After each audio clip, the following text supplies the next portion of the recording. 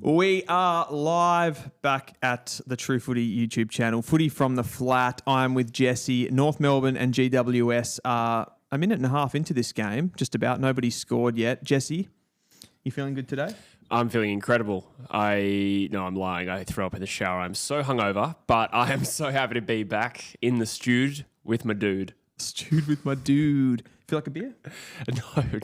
Could you look at a beer? No. It probably would actually help, but my head is killing me, so I feel sick with that suggestion. Yeah, you just need to go off it for a little bit. Have a little break. How do you reckon this one's going to go today? My Kangaroos up against the GWS Giants. It's a bit of a stinker Sunday with these games, like shocking fixtures. You guys have got the Crows tonight, D's versus Western Bulldogs. It's a real sort of like a blowout type of a day. Are we a chance in this game at all? You're certainly more of a chance in this game than West Coast is against Adelaide tonight. I said to you before, if West Coast beat Adelaide tonight, it would be the greatest upset of all time. But on this game, I don't think that there's obviously not that big a gap compared to the other game today. So in a way, this is actually the most intriguing contest on this Sunday, I reckon. Look, GWS have this knack of punishing teams. I feel like they're one of a few teams in the league. When I think of the most potent teams and those who can score quickly and destroy teams, the Adelaide Crows is one of them. So the Bulldogs also have that in them. Yeah, and sure. And the Giants are one. But I think the floor of their performance this year hasn't been great. Sometimes we've seen that all in one game. So from that point of view, North aren't without a silly chance here, I reckon. What do you think? Nah, I'm not with you on that. Yeah, I'm trying to talk it up. It's show business. I know what you, I know what you mean. Like as far as like the Giants have that sort of stinker in them, which we saw last week against the Dogs. That was pretty unexpected for me. They have had those, like they've been able to knock off big teams, but they've had, at the same time, you can't really say they've lost to crap teams. This season. No, Giants. The Giants. No. Yeah, they haven't really dropped like too many stinkers this year. They got close to losing to Richmond. Yeah, that one sticks out of my mind, but they didn't lose, to be fair. Yeah. As Stringer just kicks the first goal for the Giants. I think they've got too much firepower for us, and I think their midfield balance is a little bit better as well. Yeah. Just feel like the defined roles in there are better. They've got these like small forwards that are going to trouble our defenders. And we have just been in a really, really stinky patch for the past month to 6 weeks. I feel the middle of the season, we streamed a couple of North games, like the Dockers game and the West Coast game. We actually had a stinker in the West Coast game, but we got the win. The performances at that point, I think we were kind of like keeping level with these teams like Freo, who were sort of, up the top end of the ladder. Not necessarily like the top echelon of teams, but we were, I don't know, we could compete and, at least statistically, we could sort of stay in the game. We could get in the, the clearance phase of the game where we're really strong contested footy. Didn't necessarily have the polish to finish those games off. I feel like the last 6 weeks has been back to the just really disappointing, not really being in the games at all from a statistical point of view or from a score point of view. Yeah, I think this is to be expected, though, with young sides. And North, despite sort of being in this phase for a while, is still one of the youngest teams in the competition. So I think teams like that fade towards the back end of the year. I'm seeing it with my club, if you could imagine. Yeah. That actually has gotten worse. To Richmond's credit, I don't think they have slowed down too much. I watched them against St Kilda, and in many ways, they probably should have won that game. So they're probably the exception, but they do also have some mature bodies, as we talked about. So with North, perhaps there is a little bit of a dragging their feet at this point of the year. Who knows? Like, there's still 3 games left, but I think these fade outs for periods of seasons where you see drop off in performance and, as you said, keeping up with teams statistically, I think it's sort of to be expected, to be honest. Yeah, no, I'm sort of with you on that. I guess I guess we're still sort of chasing. I think North fans that sort of 7 to 8 win season. I think that was kind of somewhat of an expectation going into this year. So we still have that hope, I suppose, in this end of the season that we can pick up a couple of wins. It probably doesn't look like that. You look at the team today, I think we brought in 2 debutants. We've got Geordie Payne running around. Cooper Trembath is another one that we've got coming in. Both mid-season draftees. Cooper from this year, Geordie Payne from last year. So teams getting even younger again. I guess they're just having a bit of a look at these guys to see how they go at the level. Here's Payne now, actually. Here he goes.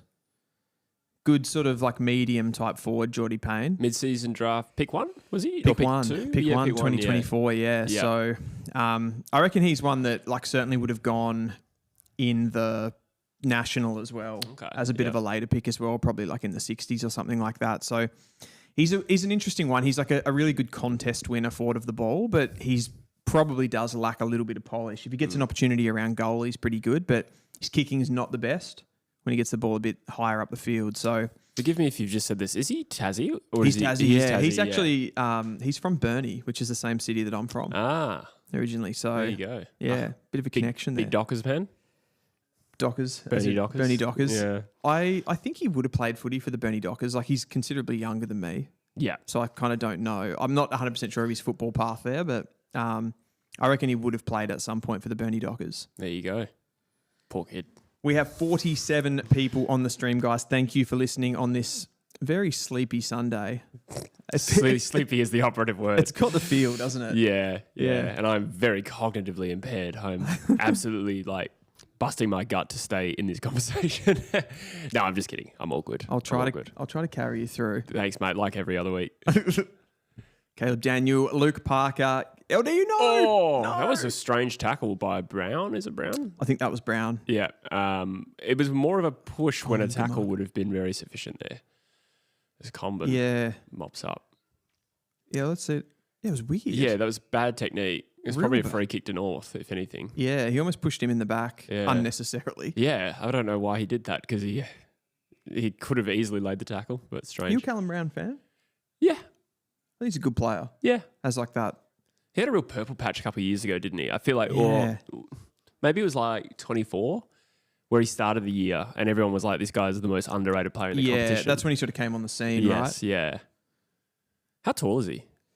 He's undersized, like third tall kind of height? Yeah, I think so. Yeah. Around, I'm going to guess 190 without knowing that.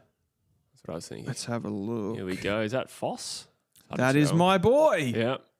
No, it's not. No, it's not. I deceived you. It's Cooper Harvey. Yeah.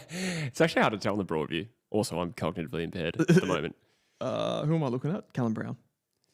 Callum Brown. Yeah. I reckon he's going to be 188. That's what I'm going to guess. Yeah. I would have Let's see. ballparked that. You are the best at this. What's my height? That's a good question. You would be... I got humbled the other day. We actually got the tape measure out at work. People didn't believe the height that I said. Oh, really? Yeah. And to be fair, I was a little bit less than I thought I was. I like that. I would guess 182. 188. Oh, my. And I am offended. Really? You know what's funny? I kind of always claim 6'3" because in my boots at work, I'm 6'3". Centimeters. Yeah, I'm 6'3". We verified it, yeah. But I'm sick to death of this, Dylan, because every time I've told someone I'm 6'3", they're like, no, you're not. No, you're not. No, you're not. And to be fair, I wasn't 6'3", but I think people always underrate my height. Oh, it's not something I ever think about until they say, no, you're not. I did not try to take 6 foot away. So you would be like you would be pushing key position. Yeah, I'm a real Callum Brown type. You could say.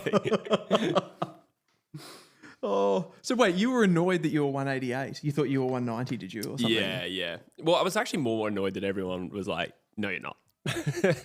Not really annoyed. You know what? Because like, I've got a mate, like one of my best mates from back at home. I'm pretty sure he's 182 centimeters. And I thought you were about the same height as him. And I was kind of using him as a guide. You got 6 centimeters on him. Well, one bloke, I think what happens is, as we go on this tangent for far too long, but we're here. like, I think people sometimes carry delusions both ways about what their height is. Like, some people think they're way shorter than they are. Because there was another bloke with me that was like, no, I'm 179 and that makes you 182 or similar. And then he was like clearly 6'1". Really? So like he was underselling his own height for years. I probably do that a little bit too. I think like when you're a bit, like you have a bit of a, what's the word for it?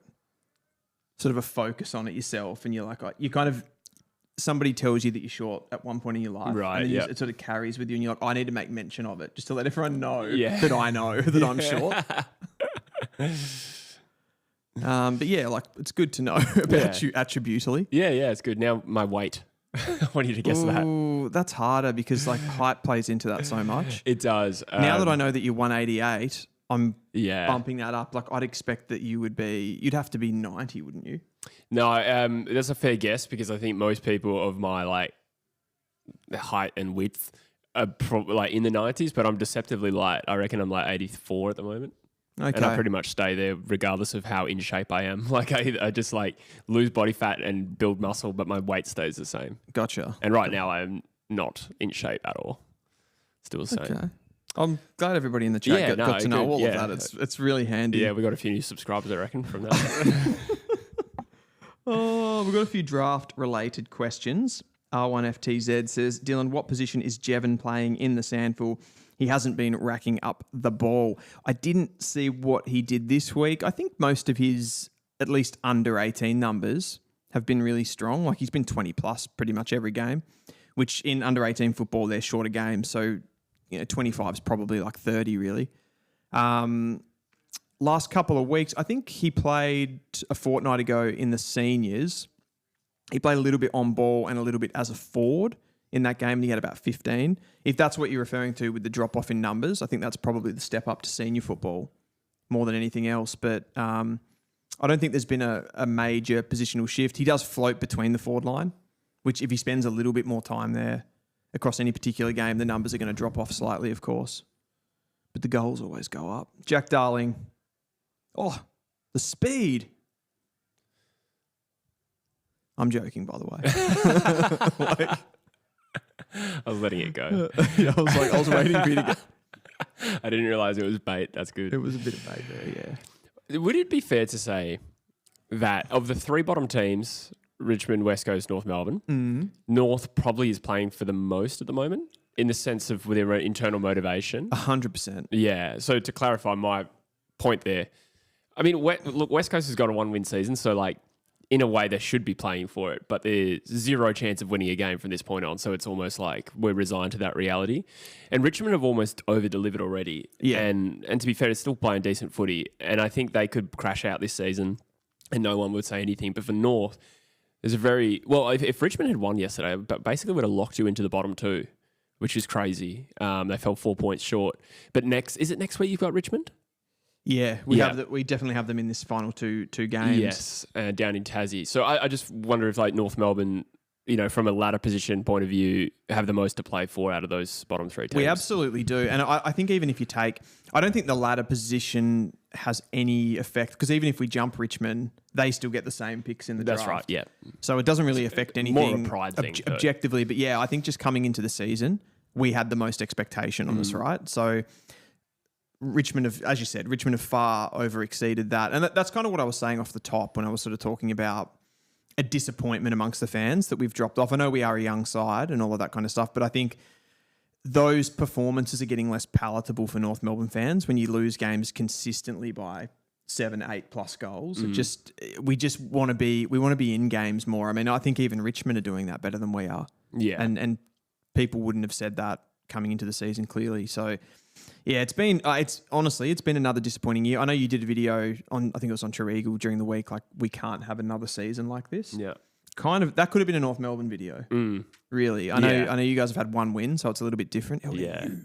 I think, you're probably in that space this time last year, not to, I don't think you guys have had a season quite like we have, in fairness, but no, it's not as bad, but I think for where like our kind of rebuild should be, like remembering that we've had sort of considerably more draft picks than you guys. Yeah. Dating back now 3 to 4 years. Like I think we were just on a different North were on a different wavelength to West Coast 3-4 years ago. Yeah, So the rebuilds kind of reflected that. absolutely. And then the expectation goes up. You know what is depressing? If Richmond had never had that injury crisis, I reckon it would have been like 5 years in a row of West Coast and North being the bottom two teams. So that was 22, 23, 24. 24, 25. Yeah, so 24 was the injury crisis. West Coast won 5 games. But I'm thinking if this Richmond had shown up last year, they probably would have finished higher than West Coast. Yeah. Yeah. It's incredible. Yeah. No, it really is. 4 years in a row, I reckon it would be the bottom two teams. Yeah. It feels even, you know what's funny about that? It feels even longer. I think there's an element, like I think I said on our West Coast North stream that these have been the worst two teams for the last decade. And you sort of like went, hang on. Yeah. Like we're not quite that bad, but it feels like a decade. Yeah. Well, I mean, with North, when did North really plummet? Like 18, 19? Yeah. I can't remember. Yeah, around then. I can't remember the exact year either. Yeah. I know that we had the big cut with like Del Santo and Harvey and Petrie and all those kind of guys. It just seems like it's been a disaster that keeps getting worse. And that's what I'm talking about. Like this year, it's been better. Like there's been more competitive performances and stuff like that. So it is better objectively, but it's almost like it has gotten worse because it hasn't gotten better enough. Yeah. This is getting very depressing. Werty's got I think you guys are sticking in the game pretty well, to be fair. Werty says, would Richmond have gone into a hard rebuild if they didn't have their injury crisis? I think this is... I think that you'd also level this at West Coast. I think West Coast, like with the 2 years we did, I wonder if that... the question is about Richmond, but I do wonder if there's a parallel there. Yeah, we know you like to bring everything back. I've noticed I've done it twice already in the show. And I'm just trying to find the parallels. They're sort of your ballast, right? Yeah. I try to use them as examples. I don't actually try to change the subject back to them on purpose. My bad. But, okay, let's stick with Richmond. But I think there's something to be said for that because they probably wouldn't, as I said, it's unlikely to finish bottom two that year. That being said, if they're in no man's land at the end of 24 and Liam Baker still wants to leave, Shea Bolton still wants to leave, Daniel Rioli still wants to leave, that was arguably just as much of a catalyst for it. Do you think they would have wanted to leave if there wasn't the crisis?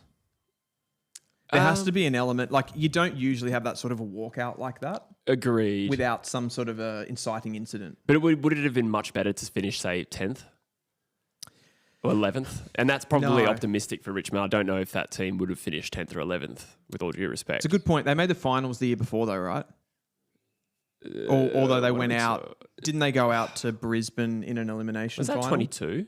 Oh, maybe I'm getting the years mixed up there. 2023. I don't think they plummeted that hard. I don't think they played finals. Okay.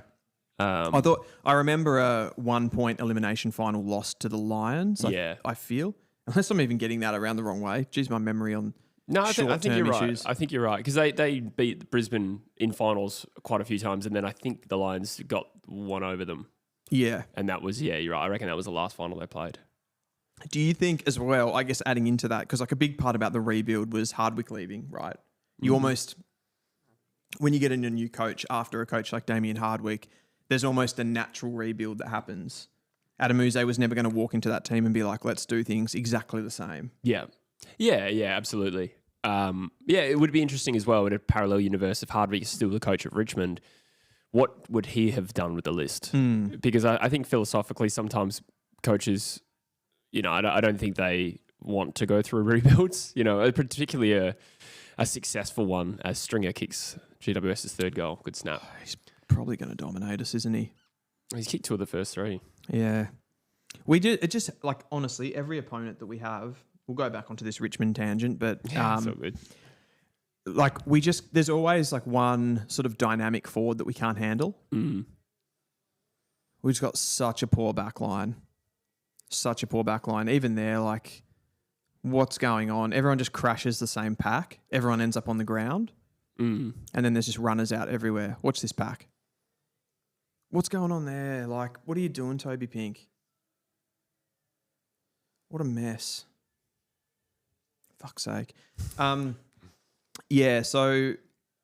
you're going to have that, like, pretty big sort of revolution, right? Yeah, yeah. Under a new coach. Do you think Richmond over that period, like we always talk about West Coast and North Melbourne and the mistakes that they've made. Like I feel like North have got some of the drafting wrong. Clearly when they actually made that rebuild, that to move on Harvey and those kind of guys, like clearly that was a big cultural mistake with what they did with the club. But do you think Richmond got anything wrong? Well, Taranto and Hopper were big deals that, they gave up 3 firsts and a second.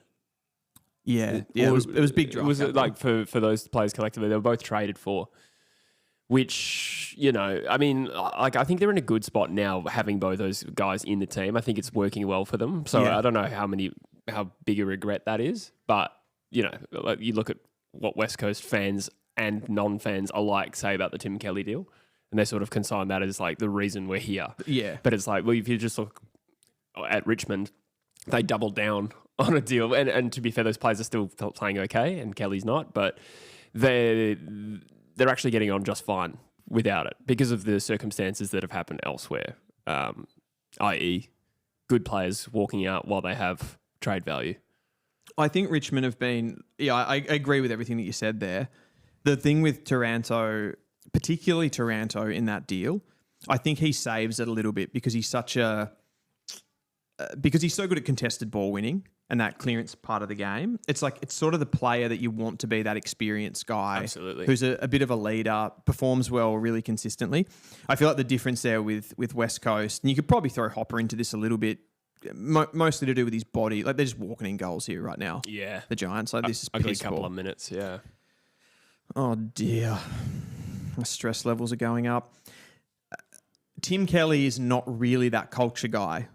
And that's me looking from the outside at his career sort of holistically. He seems like the kind of guy that wants to rock up and play footy basically. And he could be a good player in a good team. But he's not the sort of guy that was to get West Coast through a rebuild. Granted, they didn't know that when they traded for him, that's what it was going to be like.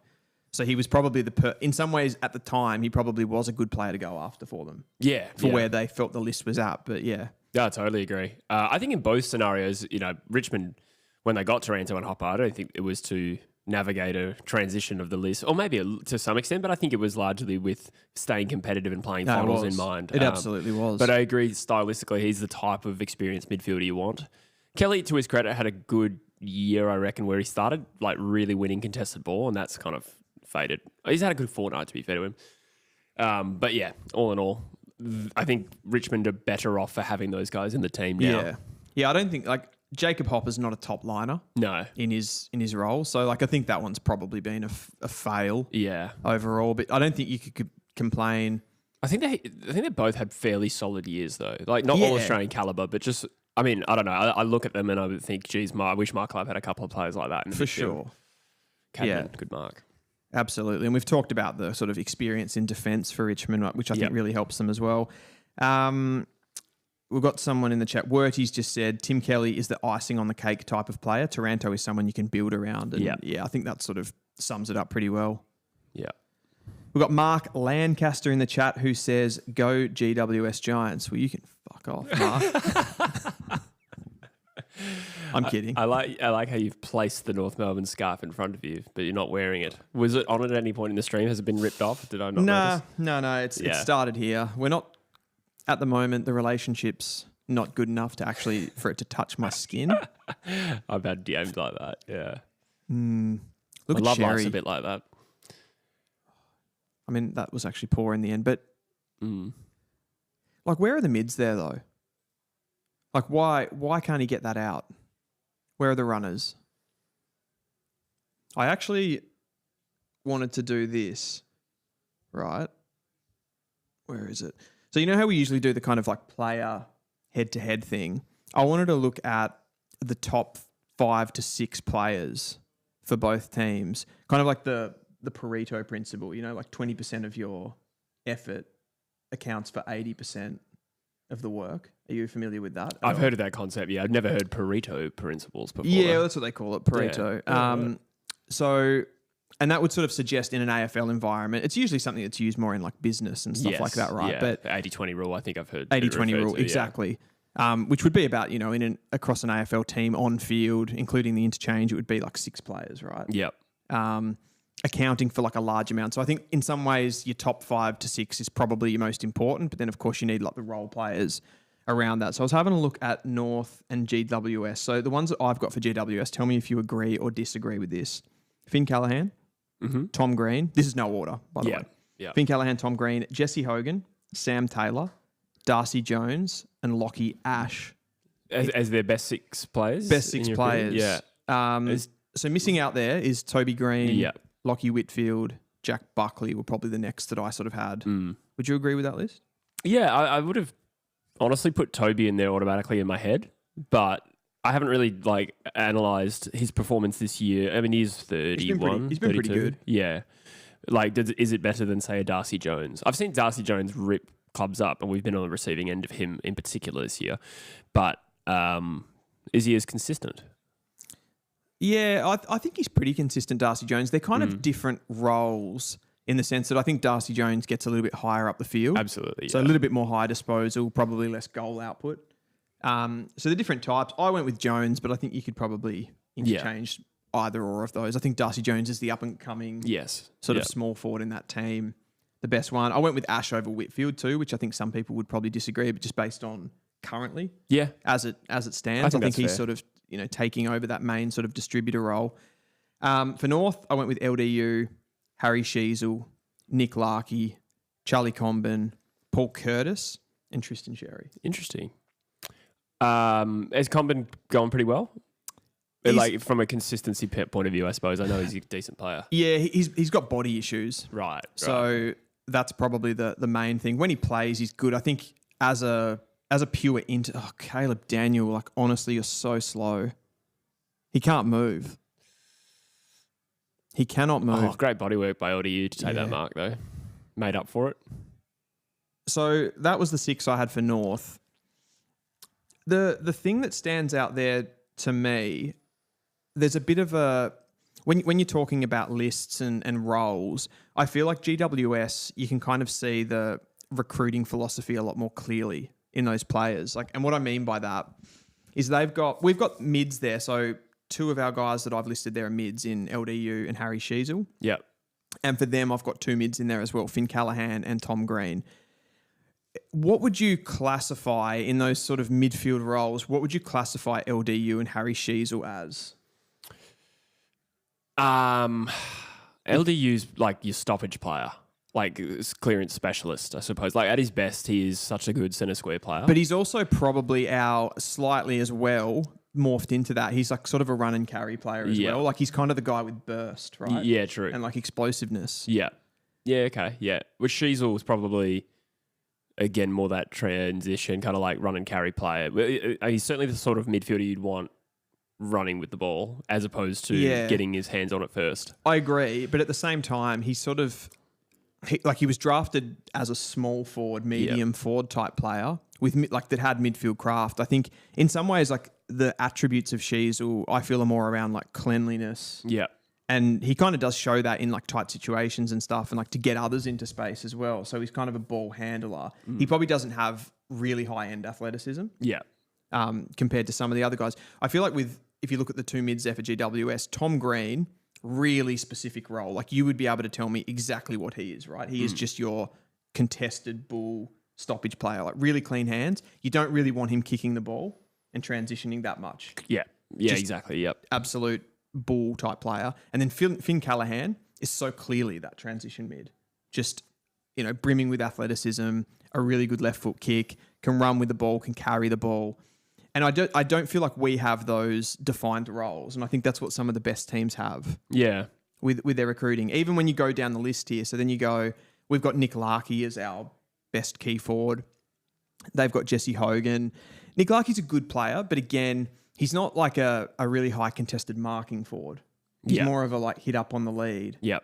Where they've specifically targeted that player that can take contested marks and just like draw defenders to him, which then opens up the game a lot more for players like Green and Darcy Jones and these types as well. Yeah.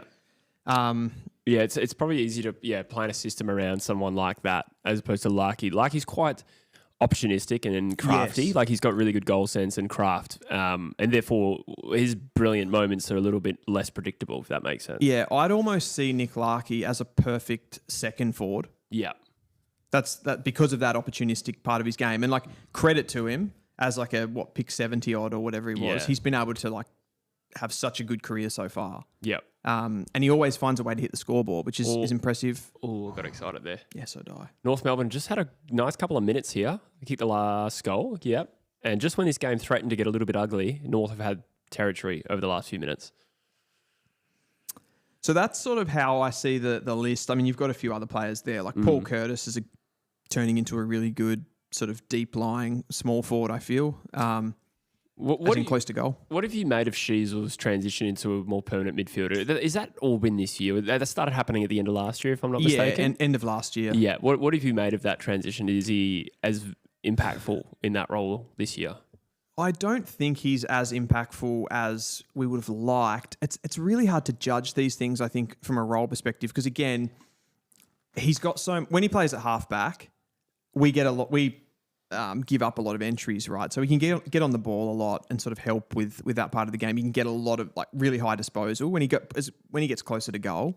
That obviously becomes a lot more difficult. He doesn't have any trouble when we've got the ball. He's got no trouble finding it, right? Like he's always just drifting around. He seems to be able to just get into space, and he's really good at that part of the game. I still don't like 100% know though, like what he is. I'm not convinced that he's an all-out inside mid. I sometimes watch his draft clips and I'm like, you're a small forward. Yeah. You could be one of the better like small forwards in the competition. High half forward, come up to stoppage a little bit and then sort of push back towards goal and be a really high threat from a scoreboard impact point of view. I don't know. Like, is he physical enough? Does he have that sort of physicality to play as a full-time inside mid? I'm not 100% sure. And he doesn't have an enormous amount of athleticism, like I mentioned, to be able to play like an Ed Richards, sort of Finn Callahan type, Max Holmes type role. He doesn't have that kind of high-end speed, you know what I mean? So I think it'd be a waste of his craft to try and turn him into a permanent midfielder in that sense. Yeah, I feel like I agree. The replaceability of his skills as a forward is much less replaceable. So you could find a midfielder, but having a Harry Shears, I'd like to think that, and I've thought this for a while, when North evolve as a team and they've got a fully functioning midfield and in games and getting the ball inside 50, I think Sheasel is that forward 50 player who can turn a game. That's where I see him ending Kind up. of that forward mid. Yeah, like a Toby Green in a way. Yeah. No, I actually agree with you. He's probably like compared to, I don't know, if you're putting him up in that sort of almost like dusty role as well, a little bit going back. He probably doesn't have the same element of power that some of those guys have, which is maybe a little bit of a worry. But I do agree with you sort of holistically that is the role that he looks kind of most dangerous in. I don't really like him at halfback. I know fans at times like him in halfback because I feel like they feel that gives him confidence. Yeah. Because he really, like, he finds it so easy to get ball back there. Yeah. There's probably never been a player that's come into the AFL and been able to find the footy as easily as Harry Shears. Yeah. 30 on debut against us, I reckon. Yeah. Yeah. Yep. Him and Nick Dacos kind of stand out. Yeah, Dacos definitely. But I think Harry Sheasel had more output from a disposal point of view than Dacos in his first season, which there is you go. pretty incredible given what he's been able to do. But yeah, he's a really intelligent, really high IQ player that I don't know if he has a kind of, like a defined role, I guess, like attributes that lend themselves to a defined role. He's just a really good footballer. So he's an interesting case. Joel says he's Stevie Johnson without the mongrel. He is a bit of a Stevie J. Yeah. That's a good point. Without the shithousery. Yeah. I mean, we haven't seen Sheasel in that role much at AFL level, but I mean, Stevie J's probably just got the more outrageous goals in him than Sheasel does. But, that doesn't mean he won't be a very good player. Yeah, definitely. I mean, Stevie Johnson, when you think about him, you think about the goals that he kicked, whereas Sheasel, I suppose, because he's played most of his career behind the ball so far, you kind of don't think about him in the same way. Yeah, he hasn't had that chance. Joel said in the chat that Greaves could be a good pick for North. And while I agree that we don't really have that player in the team that does has the sort of attributes that Greaves has.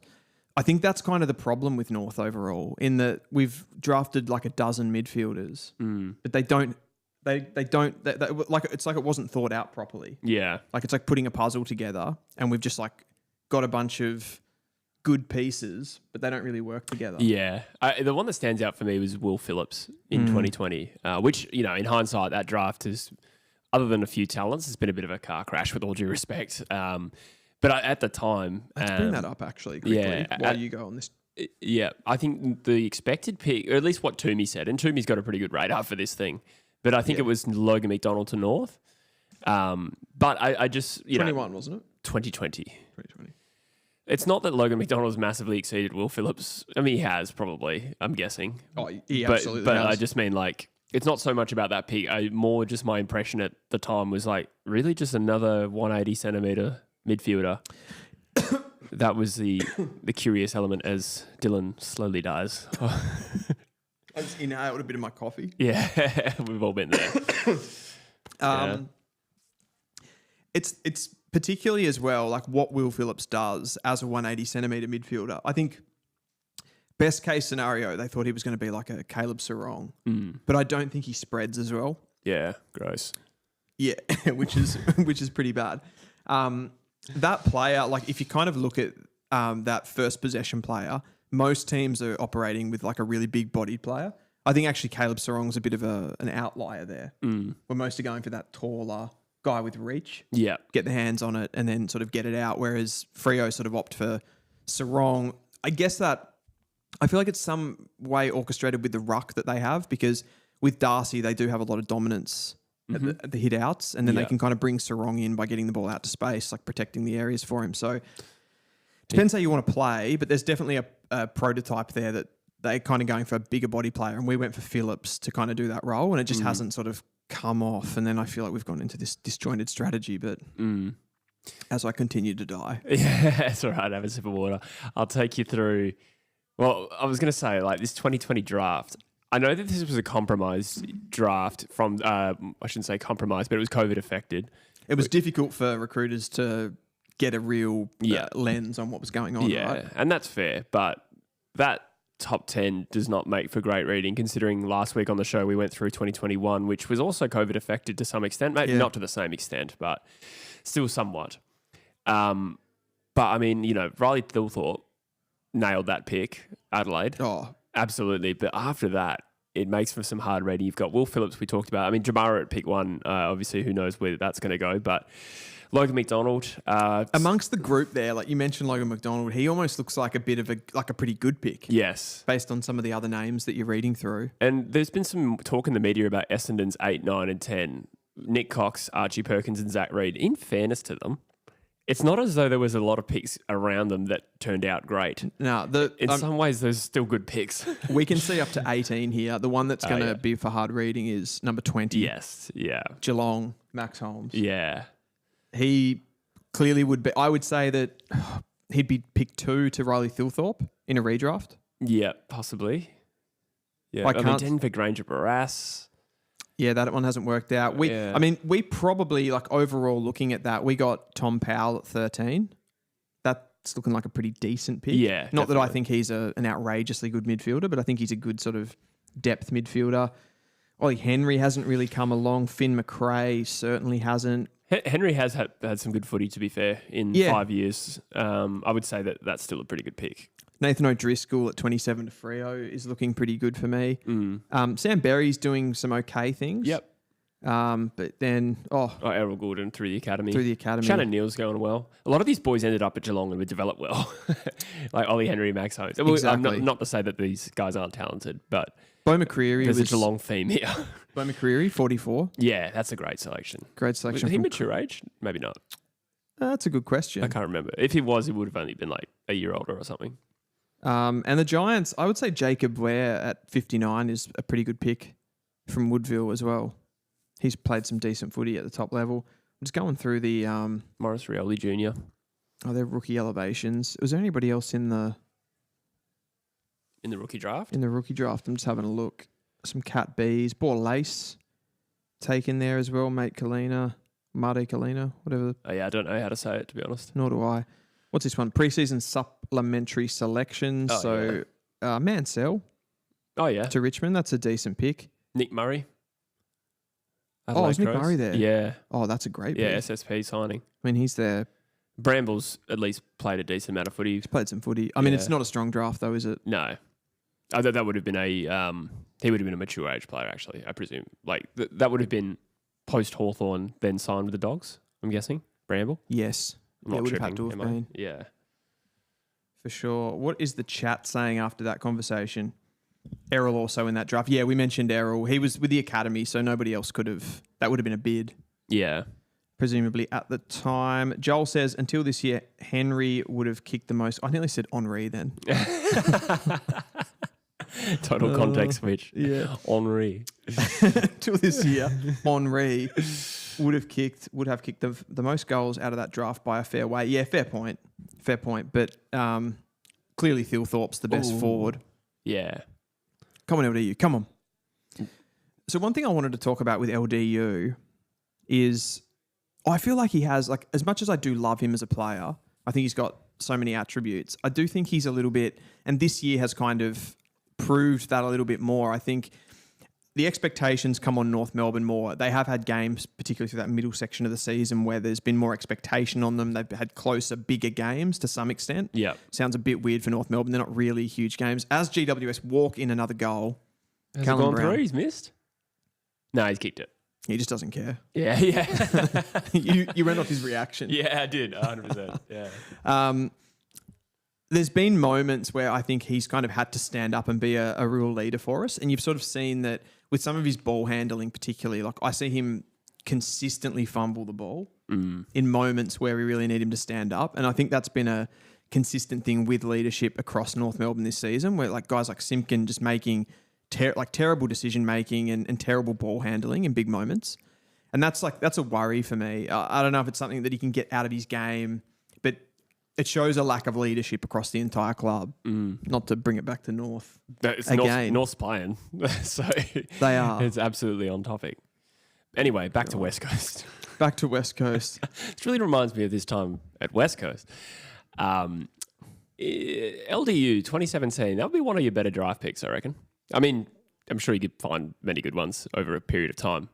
Yeah, and as far as I think there's a bit of a difference with, we talk about drafting as if it's kind of like all one thing. Yeah. I think like your kind of first rounders or your top 10 or whatever you want to break it down into are kind of, there's almost like different picking. Like we always credit Geelong with getting these like amazing players that they find in the depths of nowhere. Hawthorn pretty good too.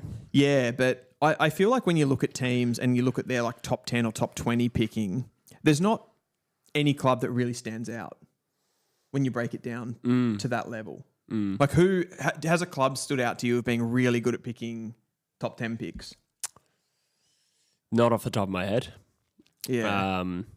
Most of Geelong, when you look at Geelong's picks, most of them have been later. Max Holmes probably the exception there. Even he was 20. And he was 20, so he wasn't super high. Like they picked up, the one that stands out to me with the Cats, like we talk about all the good ones, but they picked Jai Clark at pick 7, who to me looks just off being sort of a VFL level player. Yeah. He's taken a long time to come on, and he doesn't seem to me to have attributes of a top line midfielder that you'd expect with a pick 7. Hawthorn's a really good example of this too, because other than Nick Watson, I think the highest draft pick that they have taken in the like recent times is Will Day. And they finished 9th that year. It kind of flies in the face. He was about pick 13? 11 in my head. Maybe it was 13 actually. I don't know. Yep. It kind of just flies in the face of this idea that you really need top access to the draft to really be able to do a list. I think it's a bit of a myth. Now, it doesn't mean you don't try and get the best picks you can if you have those pieces. Like, obviously, you're playing with percentages, but it's at the end of the day, you need to draft well. And the teams that draft well, regardless of where their picks are the ones that outperform the rest of the competition. Yep. I think that goes back to kind of what I was trying to talk about with North and GWS before, in that you're trying to build. You don't necessarily have to look at everything as like, this guy is a really good player, so I want to get him into my team. You're building an organism that has to work together. So you have to kind of get the blocks right. Yes. On that point, I think that thread that we pulled out there was on LDU. I was just going to credit that pick because of who else was around that range. And Paddy Dow, I think, was the other option for North. Yes. So, Rayner and Brayshaw were off the table. Yep. And then, maybe Dow was third, actually. Dow was third. Yeah, so North got LDU. 4. Adam Chera was pick 5. Jaden Stevenson, I reckon, 6. Yeah, I actually Hunter Clark and in Nick a conversation with friends, we actually went through this draft last night. Oh, really? Yeah, Hunter Clark was 7. Yeah, and then Caulfield 8. Yeah, and then I reckon Norton was 9. Yes, he was. Yeah, yeah. And I think was West Coast. We had 13, and we got Brander. Higgins was 17. I'm struggling to remember off the top of my head who was 10, 11, 12. There was a Luke Ablett. Is that right? Nah, Luke Ablett used to play for Sydney 20 years ago. No, I'm getting the names wrong. Yeah. Who was it? No. Oh, Matthew Ling? Ling, that's what I'm talking about. Ablett Ling, I got the name. Yeah. Because of the Geelong connection there. Oh, true. Yeah, I didn't even make that connection. Yeah, that's right. The Bulldogs have a couple of picks that year. I can't remember. Some good plays from that draft, in the 20s in particular. I think you got... It was a good draft. Yeah, Oscar Allen, Tim Kelly. Over the course of his year, obviously that was a good pick. Yeah. He was a mature ager. Yes. Liam Ryan was also in the 20s. Bailey Fritsch, I want to say, was 31. Sam Taylor was 25. That there's a whole... Oh, Brent Daniels was... Yes. GWS went Brent Daniels into Sam Taylor consecutively in that draft. Yeah, right. It's a fairly decent draft in terms of the depth of it. For sure. Have I gone too far there? What have I done? Am I in the right sport? You're looking at Thierry Henry highlights. Zach Bailey's pick 15. Graz chimes in every now and then with some Fremantle horse shit. And he's just said the Crows will score 200 tonight. To be fair, I can't say it's ridiculous. I can't say that it's not possible. Yeah. The only thing I'd say about that is I think that Geelong Essendon game on... When was that now? God, Friday night. Yeah. You would have kind of said the same. Everyone was saying, Cameron's going to kick 10 in this game. Yeah. Open up a bit of a buffer in his quest for 100 goals. And it's always a little bit harder when there is actually another team in front of them. Yeah. Yeah, well, I don't know if that logic applies at the West Coast.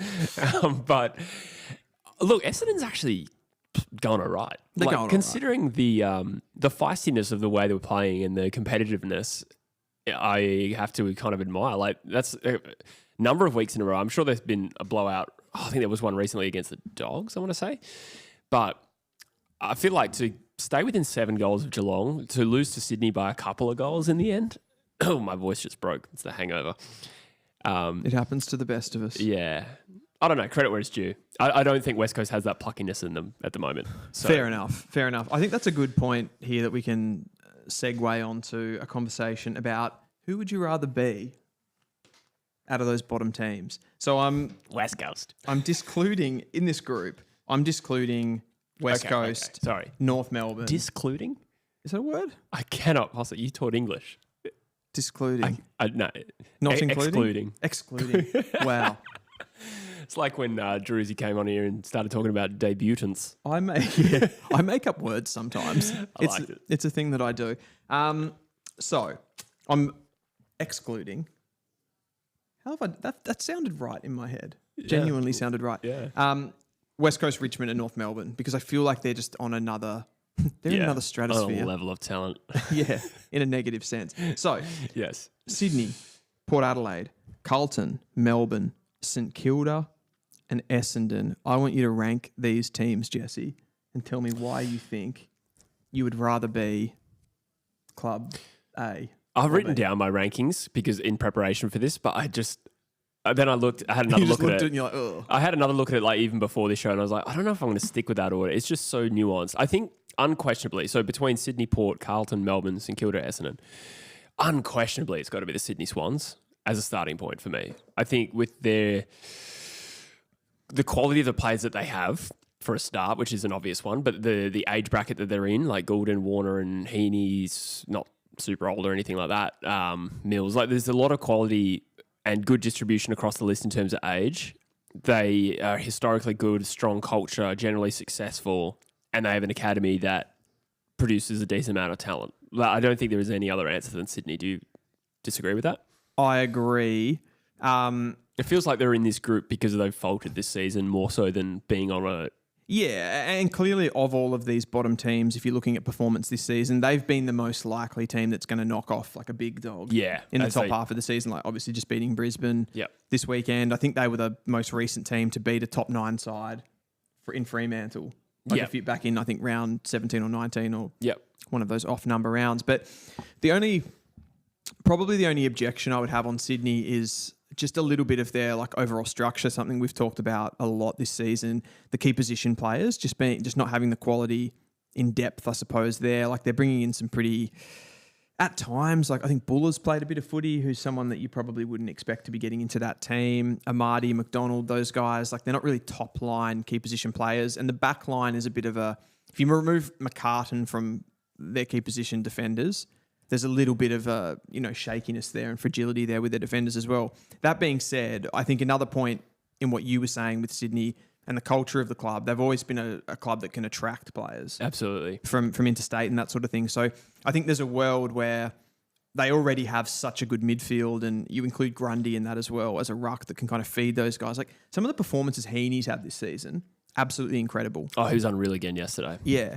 And their midfield balance is so good overall, with Goulden coming in as that transition player and Rowbottom as a sort of defensive mid as well. So they kind of got all the pieces there with their smaller type players and their small forwards and those sorts of things. So if they could just attract like a big, either key position defender or key position forward, I think probably the better one for them would be the forward. Mm-hmm. But if they could get one or two, maybe a Silvani, who else is on the market there? I think it's going to be more likely one of those players, because now that I think about it, why they should, in theory, be an attractive place to go, it has actually been a while since they've landed a big fish. It might be just like Buddy Franklin. I feel like even prior to that era, one thing Sydney did well was they would recruit dregs from other teams and turn them into really good players. Yes. So I feel like maybe, maybe Ben Mackay would be better if he'd gone to Sydney. It's just an example. They're in a really good position to be able to go after somebody like that as well. I feel like someone of like, Ben, you mean Harry? No, I meant Ben. Oh, you actually meant Ben? Well, they were in the market for him a couple of years ago when he went to Essendon. Okay. But my only point there was like, had he gone to a club like Sydney, could they have carved out a role for him and he would have been playing to a high level because of who they are? Absolutely. And on that, this season, they're in a particularly good position with the draft, because obviously they've had this season where they've gone down the ladder, which gives them a better pick, and they have academy players. So they don't have to hang on to those picks. Yeah. So their first rounder, which is going to be in the top 10-ish, if you put in the academies, it'll be a little bit later than that, but they'll be able to trade that pick off and want to trade that pick off. Yeah. And I think, teams will be sort of after that as well. So there'd be you could imagine them getting like, I don't know, they could get a Silvani and a Mackay in a trade period or in a couple of trade periods and really bounce again. Silvani would be a great recruit for them, I think. And that sort of Sydney style recruit. He could go to like an A grader. Yeah, you could just see it happening. So I guess to cover off that Sydney point, out of all these teams and their respective issues, Sydney's, I feel like it's the easiest to fix. If they can find some players in these particular key position roles, the talent throughout the rest of their side will come to the fore, I think, and potentially win a premiership with this group. Yeah, we've got LD Sport in the chat. Let us know too what you think, if you agree with that pick as Sydney as the most favourable one. LD Sport says, I think we need a few more hard-nosed grunt players at the Swans. I feel like there's a few guys that are very talented but don't have the mental fortitude needed. Interesting. I think that's probably fair when it comes to key position players. Mm-hmm. I don't agree on their regular sized players, like their mids and stuff like that, and their small forwards. I feel like there is still a fair bit of like venom in that side. Perhaps he's referring to finals performances, in particular the grand final performances. For sure. I think that could be one. I don't know. I feel like that's so hard to quantify. Yeah, it is. With those grand finals for Sydney. It's like what caused that? Yeah. One thing I would say about the Swans, like given the year that they've had and this transition period under Dean Cox, like it's definitely made the stock of like a John Longmire go up. I feel like his stock is higher since leaving the Swans. Yeah. Given everything that's happened. That's probably true when Hardwick left as well and Richmond fell away. I know there was injuries, but the narrative would have, Absolutely. So who have you got next? I'm the same. I'm with you on the Swans. So the next one is probably the Power. And I would say that these two, out of the 6 teams, the only two who can possibly win a flag with this current group. Does that make sense? So Yes. Sydney can win a flag with this group. Obviously, like they'll need to add some pieces, I think. Port Adelaide would need to add some pieces, but there's enough of a nucleus there where you're like, okay, with a few off seasons from now, it's still worth pursuing the guys in their prime that they have right now. So in particular, like Horn Francis and maybe Butters hopefully will be around. Maybe they have Nazile. Maybe it's just one of those players. Either way, I think there's a trajectory that they could potentially be on with the right moves. And the list profile is still young enough that they have some time to figure that out, if that makes sense. It's not like, to contrast it with a Carlton, where these guys are in their prime or at the back end of it. Port Adelaide can still be weighing up a potential flag tilt over the next few years, and therefore they're the next most likely, or the next best position. So you've kind of gone on the positives there. What about, why have they been so disappointing this season? I mean, they finished second last year, which seems crazy to me now. What's wrong with them? That's a good question. It's hard to know. It's hard to quantify the effect of having an outgoing coach. I struggle to think of the last time that happened where we knew, and whether it was ever a successful season. Maybe Malthouse in 2011. The Buckley handover, right? Yes, because they made the grand final, in fairness. But Port Adelaide's, there has been some injuries, hasn't there, this year? I'm not going to say that's the only reason they've missed. So you're talking Lukosius, who wasn't kind of there anyway. Yeah, well, Butters missed for a little while. And I feel like the season started poorly. Forgive me. I think like the outgoing Houston, as much as he hasn't hit the ground running at Collingwood, he was a gun for Port Adelaide. He was one of the most important players for them, like moving the ball. I do think they fall into the Sydney bracket a little bit. So I've actually got Port Adelaide quite considerably lower than you. Interesting. I've got them way down in 5th on this list. Sorry, continue. I was going to say the second least attractive going forward for me. Interesting. And I do agree with you on all those midfield pieces, but I think a big part of this is like the Butters. Absolutely. Where the Butters stays. They could have both of Butters and Nazire next year. They could have neither of them in 2 years. Like there's so much. That is a huge sliding doors kind of moment the next couple of off seasons. I don't think Butters leaves this year, if I had to guess right now, but Nazire is absolutely live. So yeah, a lot of moving parts there. Yeah, exactly. That you can't fully account for.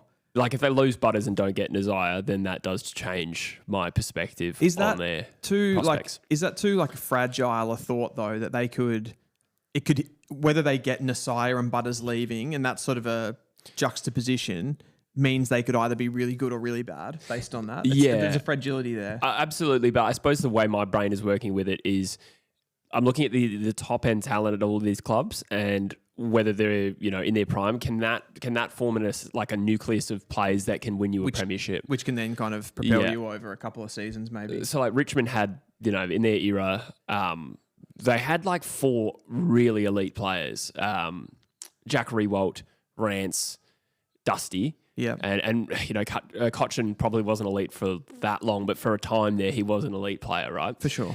And then they built such a perfect team around them. And so that then when I look at teams who can potentially win a flag one day, I think, well, who are their best 4 to 6 players as you went through there? And I do think that Port Adelaide, if they have Butters, Horn Francis, Rosie, excuse my voice, and Nazire, then suddenly I can see in the future they can add the pieces around that to win a flag. So I do.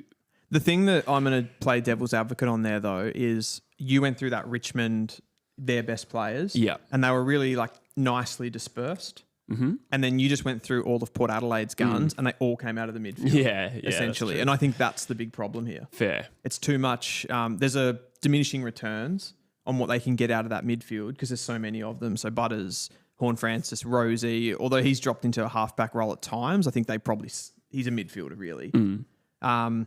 Who have they got leading the line in the forward line? Who have they got in defence that you can really, really trust? I think Aaliyah, like if you did, he's 31 to be fair, I think as well. Yeah. So again, he kind of fits that a bit of a Comben type defender for me too, Aaliyah, where like he's not really that good at defending one-on-one. He's not as safe as someone like a Sam Taylor, for example.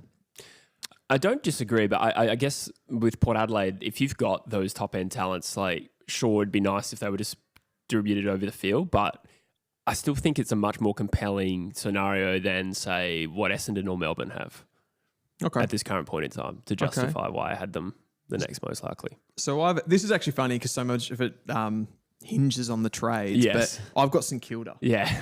And that, like, as long as they keep Nasiah Wanganeen-Miller, because this guy's a freak. Yeah. He's generational. So if he ends up at Port and they don't lose Butters, you've just taken the best part out of St Kilda and put it in the heart of Port Adelaide. Yeah.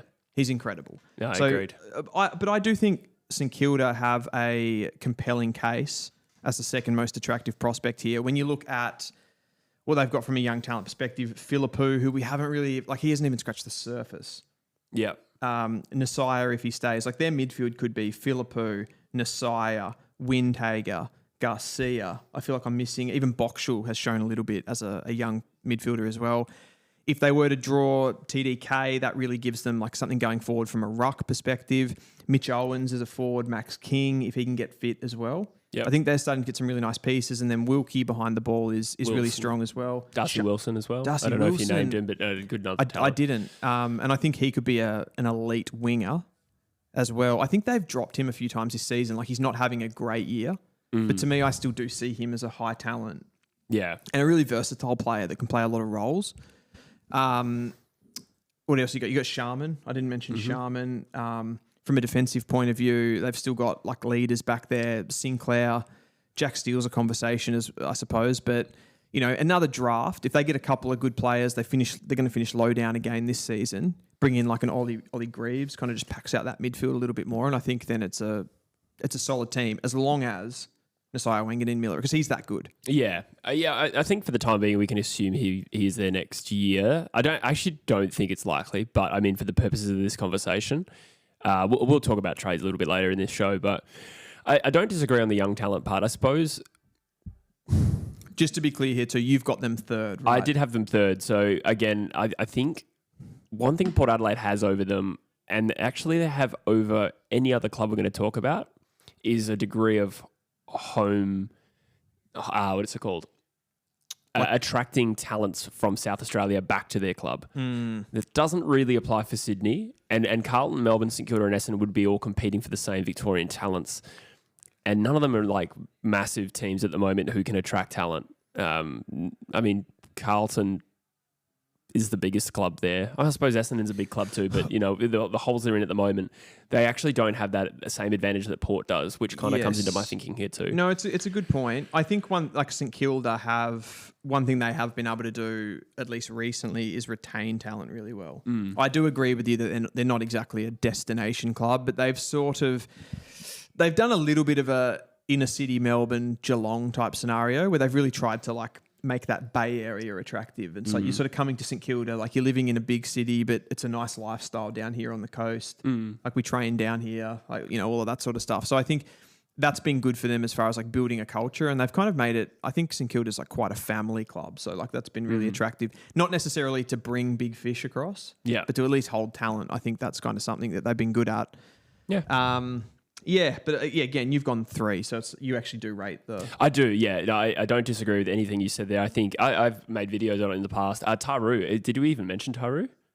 No, we didn't. Yeah, he was bloody good again. Or Travalia. Yeah, exactly. Yeah. Yep. So, no, I have no arguments against St Kilda from that point of view. I just think that there's so much hinges on Nasiah, because it seems like it's either St Kilda or Port Adelaide at the moment. For sure. And that does swing it for me. But just to throw that in there, you went Sydney, Port Adelaide, St Kilda. I went Sydney, St Kilda, and then Essendon was my third team. And talk us through Essendon.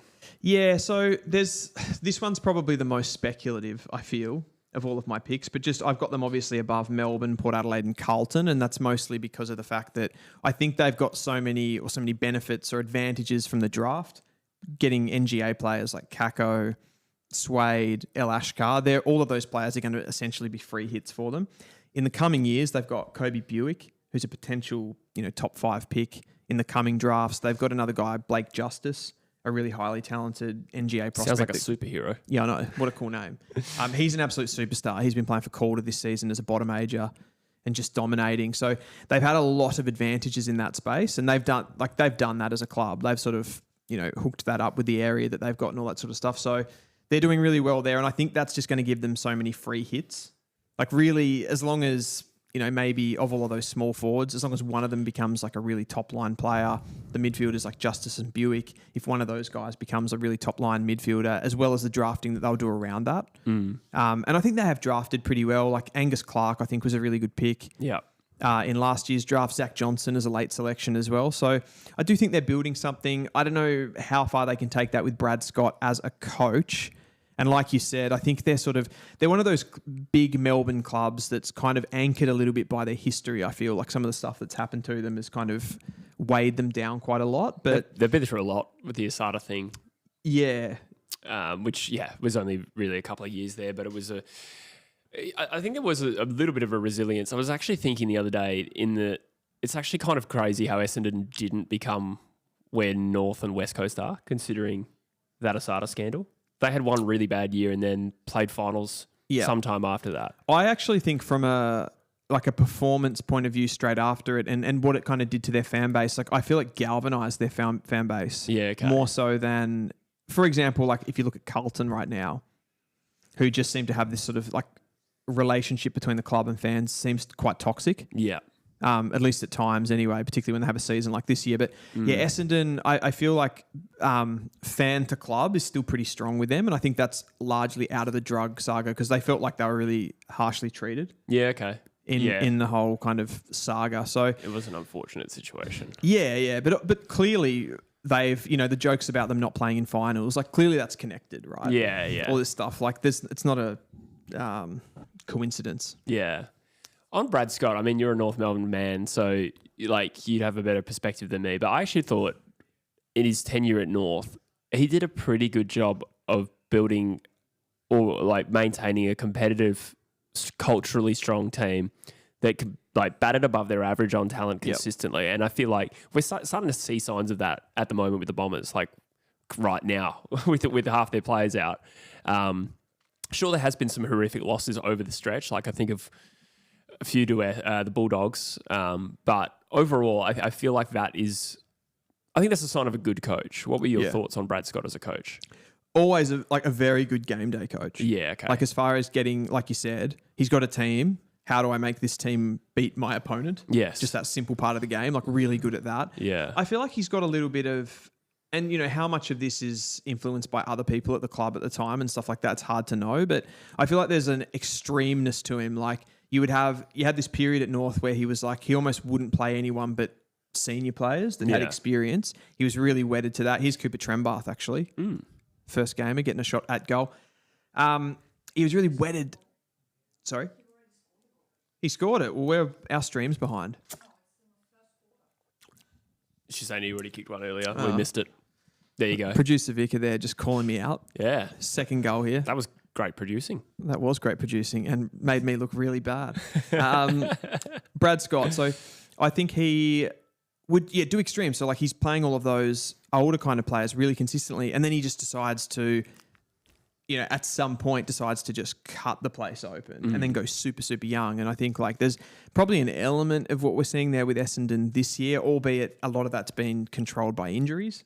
But he's gone pretty full on with the debutants to young players. Yes. I guess we'll see. I've never doubted his game day coaching. More of, can he get the culture right? Can he build a team with the pieces that he has that can kind of push towards a premiership, I suppose, and be a consistently dominant team? Because I don't think we ever really had that at North Melbourne. We had some good runs in finals and appearances, but a lot of them came from outside the top four and stuff like that. Yeah, exactly. Yeah.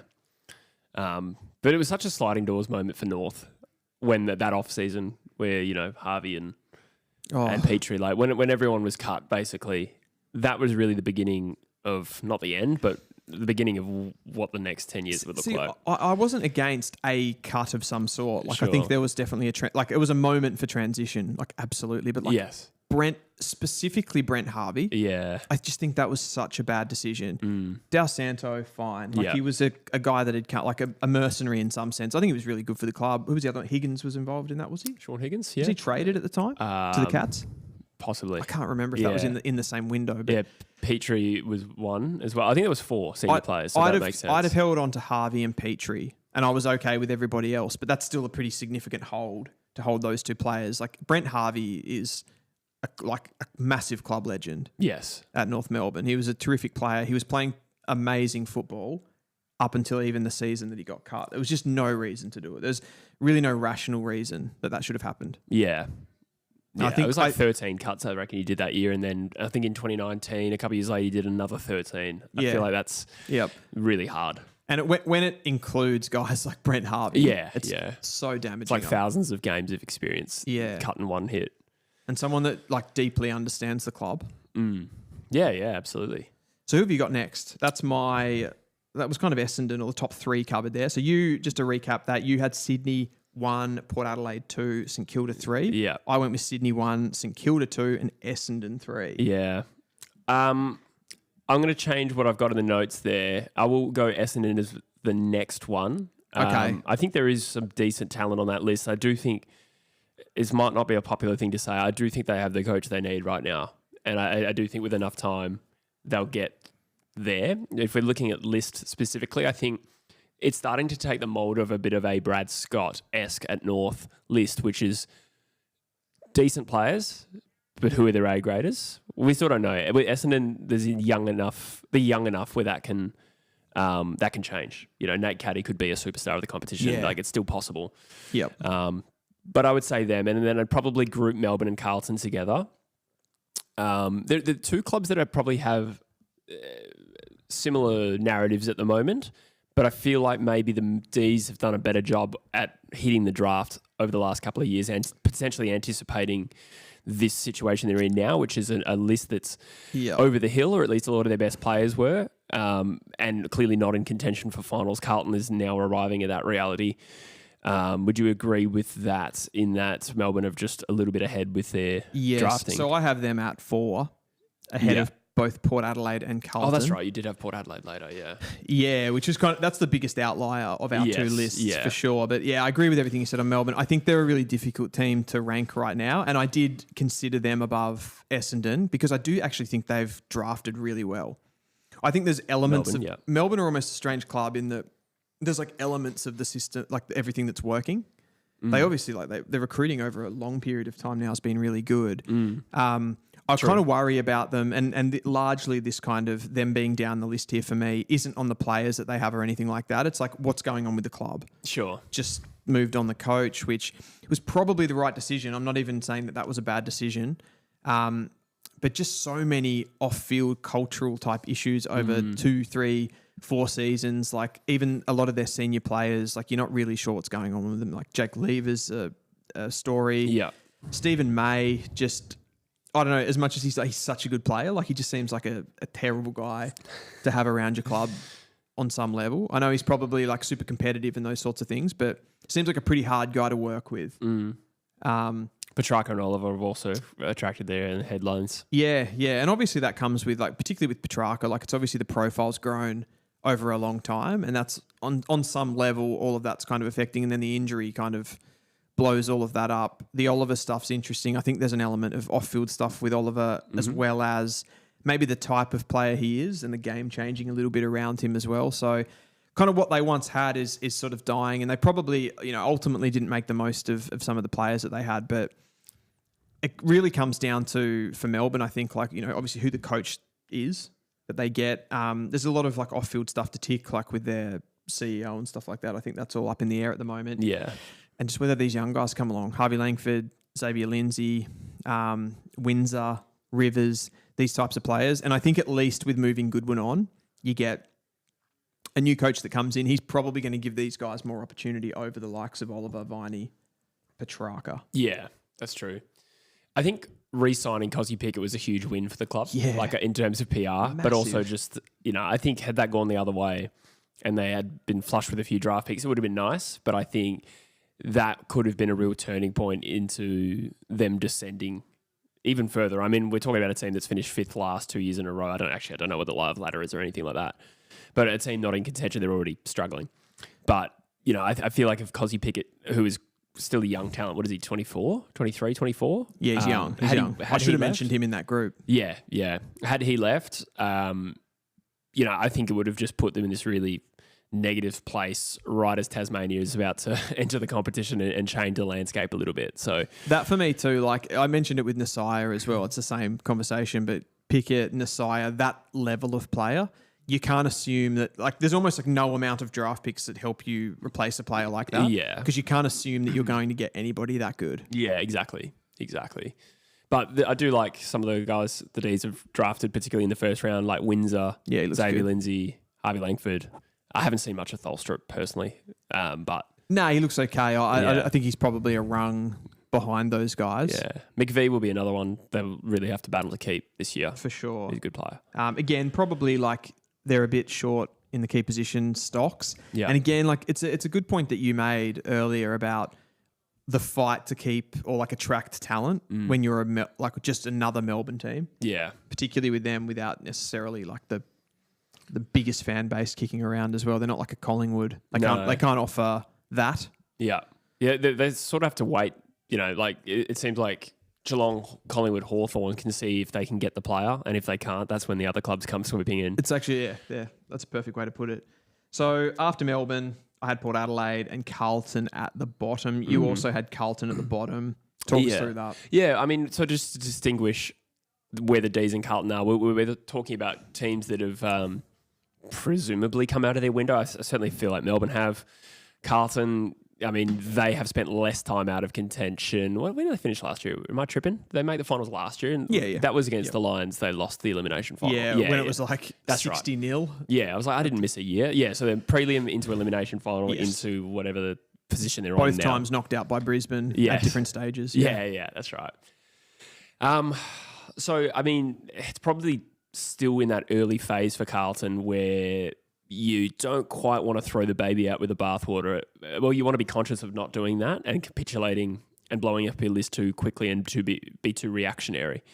But at the same time, it does feel like an important phase for them to take stock of what they got. What can they realistically lose and replenish through the draft? They're going to have to be selective. So what I'm talking about there is like, I think we've mentioned it. I don't know if Mackay and Kerno are realistic to leave, but that's a good example of it's like, do you trade one and keep the other? It's an important phase here for Carlton. And I think to distinguish them and the Ds, they haven't been hitting the draft or been as successful at hitting the draft over the last few years. What are the counterparts at Carlton of Lindsay, of Harvey Langford, of Caleb Windsor, of Cozzy Pickett, of Judd McVee?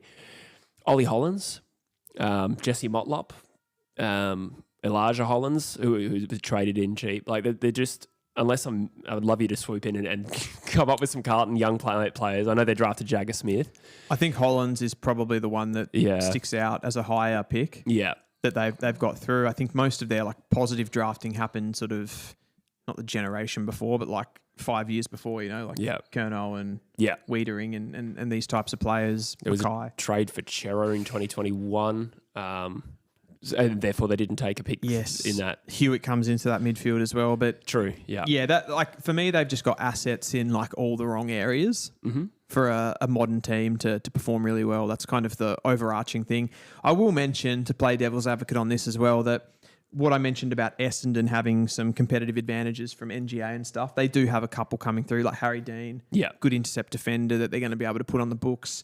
Might take a little bit more time to like fully impact, but I think he could play pretty early on. And then obviously Cody Walker, potential number one draft pick for next year as well. So they couple of Caprioli's in there, obviously lower rated in terms of the draft, but certainly like I'm not 100% sure where they fit in at AFL level, to be honest. But yeah, it's definitely with Dean and Walker, there's some really high talent. Harry O'Farrell just did a knee, but he looked really good as well. But I think for them it'll just be about building some pieces.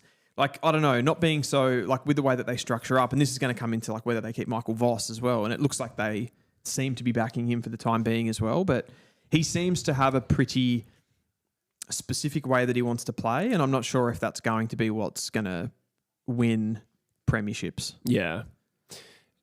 It'd be really interesting to watch Carlton, what they do to navigate through this period of what might feel a bit like turmoil for them. Just sort of being at the back end of that premiership window, if you want to call it that. Yeah. Teams can shuffle and come back. And I'm not going to write Carlton off there. Like, we all thought Collingwood was toast in 2021. I think they finished bottom 2.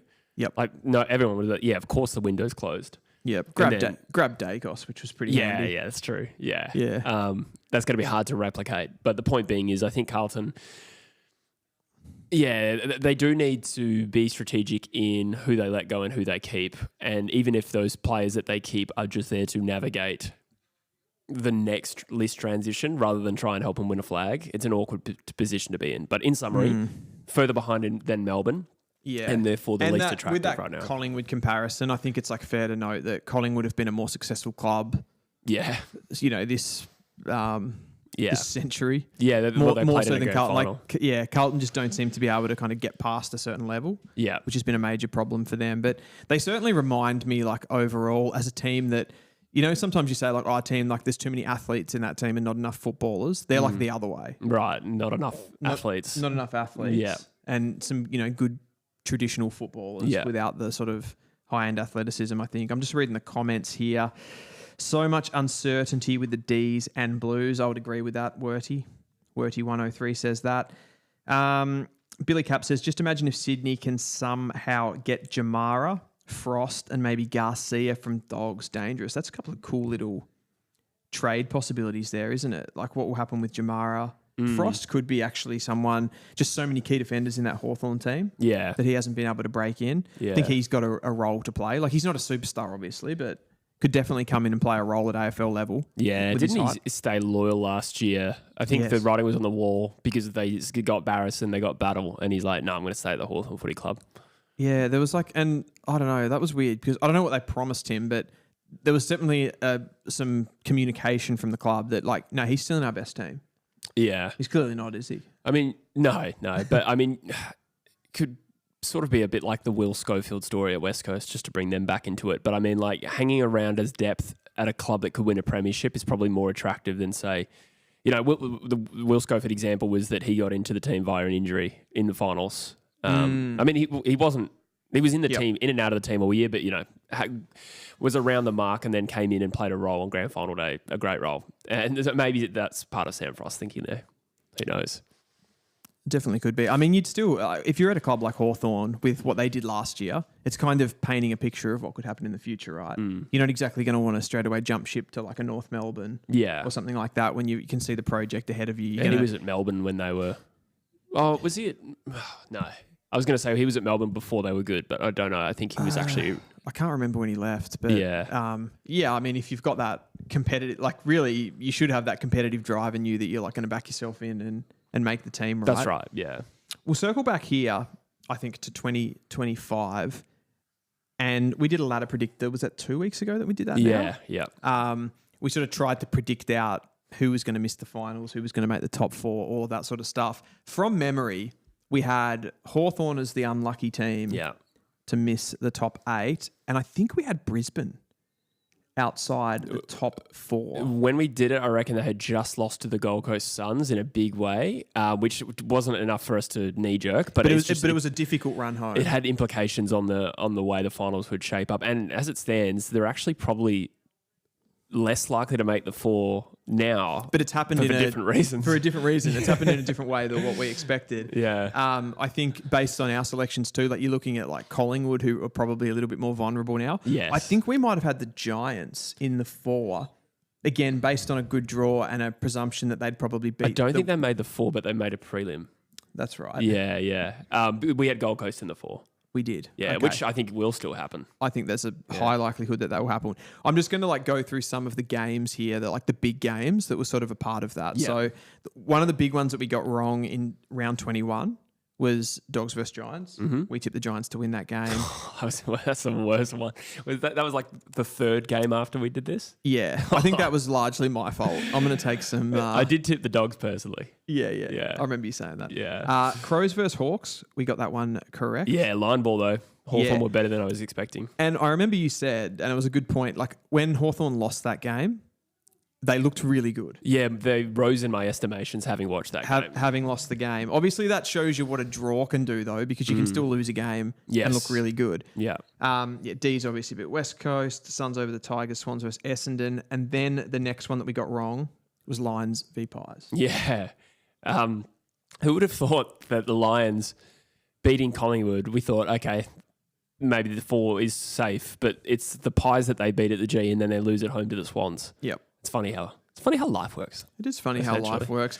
Pretty much everything else went to plan there on the Sunday. So Saints beat North, Cats beat Port Adelaide, and Freo beat Carlton, although that was a bit sketchy. It was, yeah. I think Freo's had a couple of weeks in a row against teams that they historically don't play well against. Yep. But they've come over the top and won, which shows their growth, I think. Yeah, absolutely. It'll be interesting to see their push for the top 4. We got Hawthorn versus Collingwood wrong. So tipped the Pies there. And then the Hawks bounced back after that Adelaide game. And we had Hawthorn. I feel like this rescues Hawthorn. Yeah, totally. From missing the 8. So I think there's a conversation to have there. Yep. It also really throws Collingwood, based on the 2 weeks here, getting them wrong 2 in a row. It throws them back into the missing top 4 conversation. Oh, totally. Heavily. They've lost 4 of their last 5. Yep.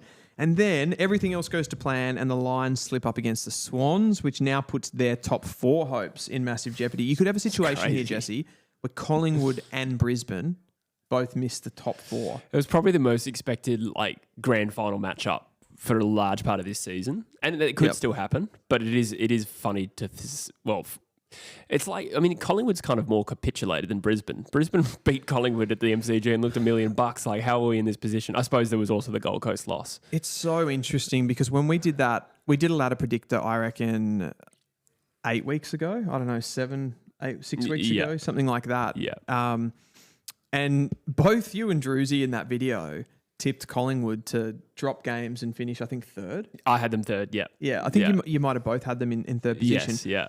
I just assumed that, I didn't think it was going to be an absolute clear run. It wasn't like I thought, they're like way ahead of the pack or anything like that. But it was like that opened up such a big gap. It was like, how are they going to, they're not going to go on an all-time bad run, but they sort of have 4 out of the last 5. Oh, yeah. And I remember the people in the comments were like really harsh on you guys for that. Yeah. With like tipping them not to finish on top. And that's been justified. Pies fans are pretty proud. And I don't mean that in a sarcastic, passive-aggressive way, but I have copped some of the worst heat from Collingwood fans over the stretch when you say they're not going to win the flag. yeah, okay. Well, they're in trouble. They're in genuine trouble at the moment. So they sit in 3rd place. Who is their next game against? That is the question. So round 23. I think I had them losing 3 when I did that original ladder predictor, the one we did in June or something like that. So you didn't even think it was going to be, and that was 3 all the way through to the end. Yeah, I reckon it was Gold Coast, to tip that correctly. I think the Brisbane Lions at the time, I was like, I reckon Brisbane win that. And then I changed my mind and changed it back again. I didn't have them losing to Fremantle, but the Crows game would be the 3rd one. That would have been the 3rd. And they've ended up throwing in Freo to that as well. And Hawthorn. So is that 5 out of 6? Nah, that's 4 out of 5 because they haven't lost to the Crows yet. Sure. Yeah. That's happening this week. Yeah, next week, yeah. So if they do lose that game and if the Gold Coast Suns beat the Giants, if Hawthorn beat Melbourne, is that potentially throwing them... Hawthorn won't jump them yet unless they win by... They could win by a bit though, couldn't they? Hawthorn have a 121%. So if that's a 6-7 goal win, they would jump the Pies, wouldn't they? Yeah, probably. If they were to lose. Yeah. Wow. Yeah. This could get really bad really quickly for... I think there's a scenario. I think I was messaging you. When Hawthorn and Collingwood were playing, I think I was messaging you my different ladder permutations. And I think there's a very reasonable outcome or realistic outcome that Fremantle can finish 2nd or 3rd still. And I think it relied on Sydney beating Geelong next week, which it doesn't seem like a crazy thing. I think it's in Sydney at the SCG. Sydney versus the Cats. That becomes a huge game for the Cats season. The Dockers next 2 is difficult though, right? So they've got Brisbane at home. Well, it's not a good time to play Brisbane, I reckon. They're favourites. Yeah. Yeah. I don't know who. I think I'll tip the Lions in that one, purely because... Oh, definitely tip the Lions. Now it's tipped that way where Brisbane need to win. I think that works against Fremantle. Yeah. I don't know why, and I was trying to work this out in my head, but say Collingwood in 2023 had a similar sort of run as the Dockers where closing out all these really close games. Why don't I have the same level of trust when Fremantle do it? I feel like this run of form hasn't been particularly compelling for me, even though it has shown a side of Freo that they're able to get themselves out of these problems. I don't like the fact that they're consistently getting pulled into this, I suppose, from teams like Port Adelaide, Carlton, St Kilda, North. Yeah, Like, pretty much stretch, anyone that they play against seems to pull them into a little bit of a dogfight. And there's a level of trust that I don't have with them. I think they win ugly, with all due respect to them. They're not like one of these teams that can put... like my roommate was asking me, what are the odds that Fremantle win by 50 points? He wanted to bet on it. And I was just like, I cannot imagine a world. Fremantle's much better than Port Adelaide. There's no chance they win that game by 50 points, purely because it's just not their DNA. Yeah. They don't win games like that too often unless it's the Derby. West Coast is in its own league at the moment. Yeah. But that is just something that Fremantle do, and therefore I think that comes into the psychology when you think about Fremantle. You don't expect them to annihilate teams. But one thing that they haven't done is slip up for a long time now. They lost to the Swans. That's not really a slip up, but say that's just a It felt tough like game. It could have been at the time. Like it could. I felt like when they lost to Sydney, I was sort of like, in my head, I was like, here we go. Yeah. But then they were able to bounce back against Collingwood pretty much directly after that. That was, I think, a really team building win for them. So even that one though, I think we said it last week, they sort of hung in there and then they deserved to win. They came over the top and fair play to them. It was a great win. That's a quality though. Like when you think about good sides over the year, to be able to do that when you're not, because you can't be up all the time. And I think that's a quality in really poor sides that when they're down, only got to look at North Melbourne or West Coast probably, but when they're down, they're bloody down. Like you can score against them so quickly. So in the periods where maybe the energy's not quite there, to be able to hold on and be able to stay in the game, I think is something that bodes well for finals. I do but agree there with is that. something about Fremantle, I think from a killer offensive point of view where I just don't fully trust them. It's fair. It's probably a little bit of, rightly or wrongly, the fact that they're not a successful brand. Yes. You know what I mean? So I think this was the 9th time Fremantle will have qualified for finals, which is wild. Yeah. That's not very many times. There's a bit of mythology there, isn't there? Where you just don't see them as a killer side as well. And it creates this bias, which is not necessarily correct because it's really only important how good the 23 players are on the field. Yeah, exactly. And to their credit, they haven't really slipped up much at all. No. Not to compare them to the 3-peat Hawthorn side, but when you said that, it just reminded me. Obviously, my team was trying to win a premiership around that era, so I just remember looking at Hawthorn going, oh, they're losing. They're going to lose this game. Look at the inside 50 count, blah, blah, blah, and they always still win. They still find a way to win. And so it is absolutely a quality of good sides to win ugly. Yeah. I guess the question is, it remains. I think we talked about it a bit earlier in the season with Gold Coast because they were the side of my ladder predictor at the beginning of the year. The one that's outside that I had in... Sorry, the one that's in that I had outside is the Gold Coast Suns. And that was largely off that kind of mythology around the club, I feel. Yeah. The fact that we've never seen them do it. So it's until I see them do it, there's a trust level that isn't there, which again is not really the most objective way to look at football, but it does come into it. And I think even the way you hear Damien Hardwick talk about, we need to grow the fuck up and all that kind of stuff. Yeah. Oh, Trembath. Great goal from North Melbourne to start the second half. That was a beautiful run by McKercher through the corridor as well. LDU come bursting out of the stoppage. I think he was going retreating, but it looked good. Is that Trembath's grandmother or something? It must be, I reckon. Yeah, she was crying before. That's very cute. Very wholesome. Very, very cute. Yeah. Davies Uniacke out the back to McKercher. Gee, that's a nice thing to see for a North Melbourne fan. That's what they needed to see to start this second half. Just instantly punch him. He was good body work there from Trembath on Taylor too. It was Taylor, his direct opponent at the time. Boom. Love that. What were we talking about, Jesse? Finals. Correct, yeah. Not something that I'm too familiar with, the finals. Wordy says Brisbane, for that Freo matchup, Brisbane more reliable away from home this year, I feel. And then he said Freo aren't killers. Yeah, it's just something they need to prove still, that's all. But what they do have now is belief. Yes. I do wonder, though, at some point, I wonder if they'll be sitting ducks for an opponent because they have won. I think the stat is their last 6 or 7 games, other than the Derby, they've been behind in the last quarter, but won them all, maybe with the exception of the Sydney game. That's why I'm using that comparison of Collingwood in 23 because I feel like there was for some reason, though, even at the time, I was really confident that Collingwood were going to win that premiership. Yeah. Where there was a narrative amongst opposition fans that they've won shit. You can't kind of keep doing this. This is going to catch up with you. Like I remember that being a narrative in 2023. The fact that they would get behind by 3 or 4 goals at 3/4 time, and then they would run over the top of teams. Like, you can't. There's an idea that you sort of have to have more scoreboard pressure on, and these things will catch up with you. I'm not sure what that means, and that's why I'm having difficulty looking at the Freo situation, because I'm like, well, why am I thinking like that? And you probably make a good point about the brand. Yeah.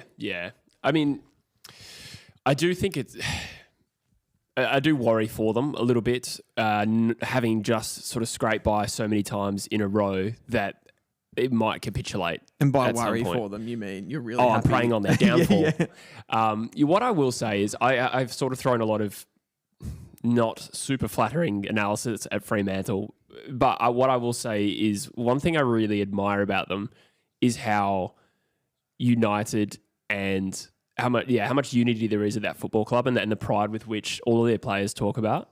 Yeah. Like culturally, they seem so strong, such a young, connected group. Are you talking about like when they sort of, Longmuir was sort of like under a lot of pressure and they came into bat for him and those sorts of things? I think it's palpable just when they get interviewed after the game. Just like it's just the things that they say are just, you don't hear that at West Coast. What do you think? Do you think that's player group driven, or it's like how well Justin Longmuir's kind of got the connectivity of the group? Like I think it predates Longmuir, to be honest. I think it is the nature of this young group who has grown up together. Like a lot of these players, they've been one of the youngest sides of the comp for a long time. I think that bodes well for them, and now that they've got belief, they'll have more belief now than this group has ever had, I reckon. I won't put a cap on what they can achieve. I'd say that they won't win the flag, but that's about it. They won't win the flag. That's the cap I'm going to put them. They won't win the flag this year, in my opinion, but I think they could win 1 to 2 finals at least. Who's their most important player? Like when you think about what has to happen for them to succeed this year, like whatever you call success, like you're saying it's not a premiership, but it's, maybe like a really good season for them would be a prelim final. They've probably been without, yes, agreed. But I think they've been without their most important player. It's probably been Hayden Young. Yeah, that's what but to their credit, like they've still got him. Like he's barely played for a while. I don't know how many games he's played this year, but he got injured and came back in and got injured again. It feels very disjointed, doesn't it? Like there hasn't been a big string of games that he's been able to play in a row. No, and he won the medal and got subbed out at 3/4 time. In the Derby, he had 3 in 23. Yeah, that's right. It's Will Day areas. Yeah. Like it's really a really similar situation, albeit I think midfield-wise, I think Brayshaw might be the most important player. I think you're right. I actually think you're right. I know that there's so much talk about Sarong. Yeah. And he is important. Like it's hard to... The margins are so small in footy at the top end that it's like hard to take a really good player out of any team. Yeah. Like if you take one of those top 5 or 6 players out of any side, I think... And Sarong has a clear role as well.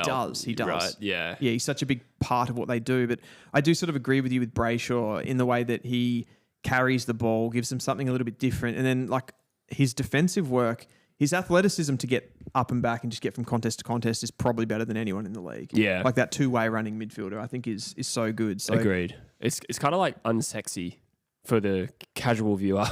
I don't think he's appreciated really probably for what he does. I agree with that. Albeit he does get really high numbers, which I think that sort of gets celebrated. But it is, I know what you mean. A nomination for Shea Bolton. He probably, important in like difference maker in those type moments, and he's pretty consistent. It's a fair. I think they're a pretty even team, to be honest. He's probably the player, like for me, watching them last year, where I was like, God, they need some creativity in the front half of the ground. And I think Shea Bolton...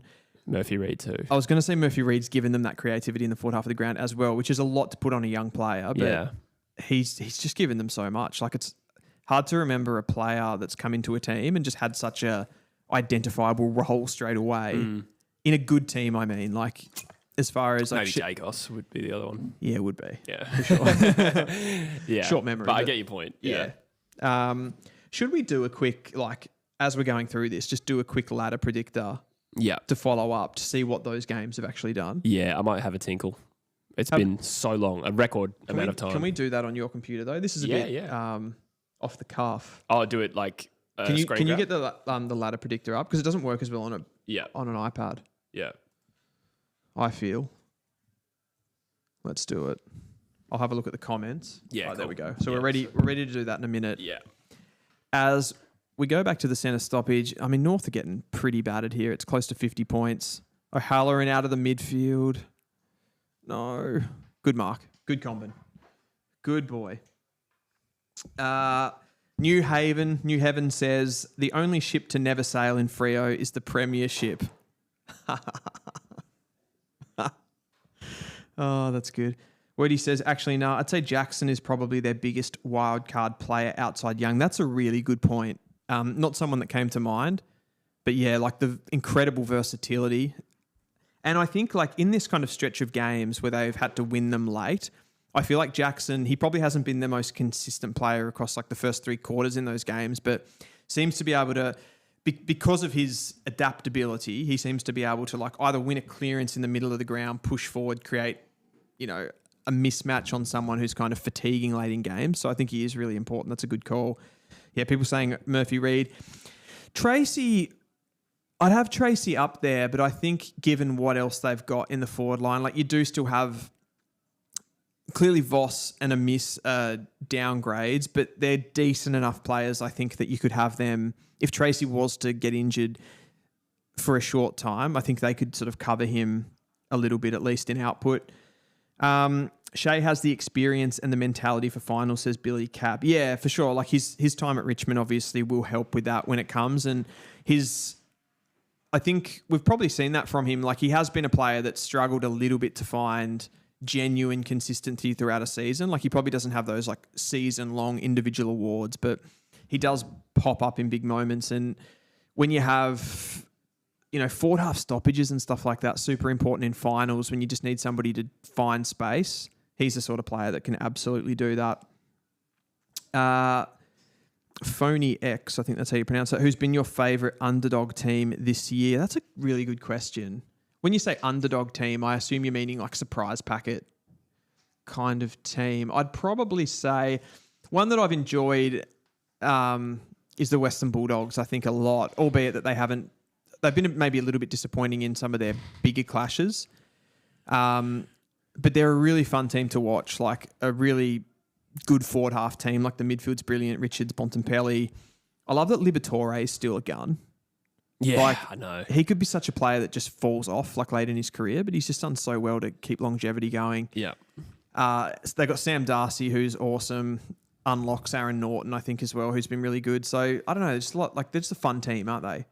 They don't really value defense that highly, which makes their games like free flowing and fun to watch as well. Just like them. We've got them next week. Yucky. So you got Adelaide. We got the 2 most potent teams to finish the year, and then Sydney. They're the teams that will fuck you up. Yes, I'm very aware of that. I'm not dreading. I never dread Eagles games, but this one tonight, sickening. Yeah, it's almost if I didn't do a channel, I probably wouldn't be rushing home to watch it. Oh God. I mean, this Giants game's like. I think you guys have been okay in this one. We've been okay, but like is that good enough? Is it good enough? I don't know. I don't know anymore. 7 goals down. I feel like, respectfully, the expectations North fans have had this year have been a little bit higher than they should be. I think they're still so young. Or it always correlates with... Chuck that in your lappy. Yeah, sure. Yeah, it's disappointing. All right, when we get this hooked up, does that go in your... It does, thank God. I wasn't sure. Oh, that's great. That is great. So we're going to do a bit of a ladder predictor here. Get in the comments and let us know who you think is going to miss finals. Big collision there. I'll just quickly go through the chat here. Phony X says, for the Dogs, they are the favourites against the bottom half every time. Yeah, so they haven't been able to knock off those top teams. Jesse. Yes. What are we doing? We're going to do a ladder predictor because this is always fun this time of year. And we can probably even go back and change 50-50 games and see the permutations. Absolutely. GWS versus North Melbourne. Who do we think is going to win this? Should we just go Giants by 45? Yeah. That is the current margin. Melbourne and the Bulldogs. Has that started yet? What time does that start? Sure. Okay, let's just pause this for 2 seconds. No worries. I'll a little go bit of producing chat. work going here. That's completely fine. We're just going to do it so it's got the graphic up on the screen so people can kind of see it. What is... I'm having a meltdown with my AFL app. Pat Kaz says Collingwood to miss the 8. It could happen. It could actually happen. We'll see how realistic that is in a minute because I actually don't know for sure. Holsey says Brisbane will miss the 8. Surely not. But it's a big game against Fremantle next week, which, yeah, as I said, I think that actually works against Fremantle. They probably didn't want Brisbane to have like real stakes for this game. Okay, the other game has started. The Bulldogs are up 9-1. Brandon says Freo to miss the 8. A lot of calls here. I don't think that's... Is it even possible? It probably is possible, but I guess we'll see. Let's have a look. Fremantle are on 15 wins. I suppose it is technically possible and their percentage sucks, but pretty unlikely you would have thought. Yeah, interesting. We good. We good? We good. All right. As I see Cadman's kicked a goal. Oh. Goals just don't really mean much to Kangaroos when they concede them. They're just goals. They just go in. Yeah. Are you the 18th team for scores this year? Or did I make that up? I don't think so, honestly. It's probably us. Unless, because I was looking at stuff like statistics around North mid-season and we were doing quite well in a few key metrics. Yeah. But I feel like a lot of that stuff's probably dropped off and I haven't been keeping like fully abreast of it. We're not last in one of them. I can't remember what it is. I'm amazed by that. I think we're like 16th for like scores against or scores for. I can't remember. Doesn't really matter. No, we are. So we've clearly kicked the least amount of goals. Oh, okay. There you go. Is West Coast 16th? Oh, in goals. Okay. Oh no, we're not. Sorry. Okay. No, we're not. That's just that's just goals. Yeah. Although that has a fairly so we're like bottom half, but we're not terrible. You guys are second worst. Second worst. Yeah. Okay. To Richmond. I'm surprised by that. The area where we sort of stand out as not being absolute shit is clearances. Yeah. Yeah. So we've gone from like bottom 3 team to like fourth. Yeah. This season. Yeah, wow. Fourth. Wow. Yeah, we're fourth for total clearances. There's there's definitely still being able to score from that as a problem, but just raw getting our hands on the ball hasn't been a problem this year. All right, Jesse, let's do it. Okay, so we've put in that the Giants win this game by 45. We'll just leave it as is. Doesn't really matter too much. Oh, actually it could, but it's fine. Melbourne versus the Western Bulldogs today. We're happy to say the Bulldogs win that game. It's not going to have a huge impact, I would have thought, unless Melbourne upset them today. I think it's a slight danger game, but given what we've seen from Western Bulldogs, I think you just have to tip them, don't you? And let's go 30 points. Their percentage is so high, it's not going to matter. Do you think, I just wanted to throw in one thing there. Yeah. New coach bounce.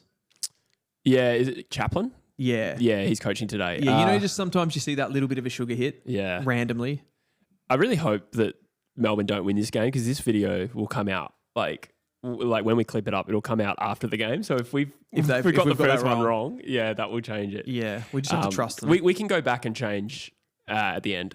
West Coast v Adelaide. Let's really take our time with this one. Let's go 100 points. Oh, no. Yeah, it'll be 100 points, I reckon. Oh my God.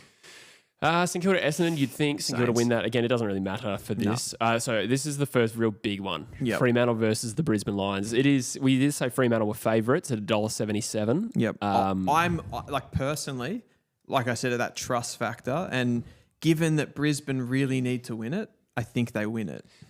For me, it's probably not trust. I trust that Fremantle can win this game. Okay. For me, it's almost a little bit like with Collingwood a few weeks ago. How long can you sustain this run? I know you just use the opposite example where Collingwood continue that way in 2023, but I'm a little bit wary for Fremantle here. Like tough couple of games to end the season. They might, I don't know. I feel like this is a tough time to play Brisbane, who now have a lot to play for, and I'm going to tip Brisbane. People in the chat also saying that if Brisbane lose their final 2 games, they miss the 8. Yeah, wow. So that gives a whole new level of jeopardy for this game for them. So, that probably for me makes me lean Brisbane slightly strongly. I mean, Brisbane is better. I think they're a better team. They're a better team than Fremantle. I don't think it's an unreasonable tip, but Fremantle can win. Let's just say 10 points. But we can see all the different combinations at the end. This is a huge one. The Expansion Cup, Gold Coast versus GWS. Earlier this year, they played at NG, I reckon. And Gold Coast led the whole day and GWS came back and won. Yep. They stole it. I think in our ladder predictor, you said the Giants win this game. Yeah, I probably did. I'm less confident after the diabolical performance against the Western Bulldogs. Yeah. And particularly away from home. Yeah. I actually have a decent level of trust with the Giants this season when it comes to them playing against top teams. Yeah. The games that they have sort of struggled with are those mid-tabley teams. Like they lost to Sydney. The Dogs and Fremantle they lost to as well. Yeah. Well, they got belted by the Dogs twice. Geez, Lost to though, the like Dogs. when the Giants, like, and people say like I rate them too highly, but when they turn the screws, they play better football than anyone in the comp. When they really Agreed. everything gels and like they put it all together, and they've got so many good players. I think of Metricon. It's not called that anymore, but I reckon Gold Coast win this personally. I'm accepting of that. We can all these 50-50 games. We'll go back and have a look. That would almost ensure that Gold Coast finish. Yeah, I don't know why I said that like that. It was fancy. I say strange things sometimes. That would ensure that they finish in the top 4, surely. Just about. I think the margins are so thin, though, any unexpected result will have a pretty big Remembering reverberation. they've got Essendon as a do. freebie at the end of the year. Yeah, you'd think they win that. Carlton versus Port, who cares? Because it doesn't matter. We'll So say Carlton at home. can have it. That's fine. Hawthorn should be far too good for Melbourne, 5 goals. This is big. Yeah, I mean... You have to tip Adelaide. I was going to say, we can't possibly tip Collingwood, can we? They can win, but they could also lose this game by 10 goals at this rate. So let's just say the most likely result is Adelaide by 25. Yeah. I think North win this, but again, it doesn't really matter. Let's give it to you. Yeah. No confidence. They could lose. I think it's the Tassie factor. I reckon North win. Sydney versus Geelong. This actually does have a big impact. Not because Sydney is really playing for... in fact, not at all.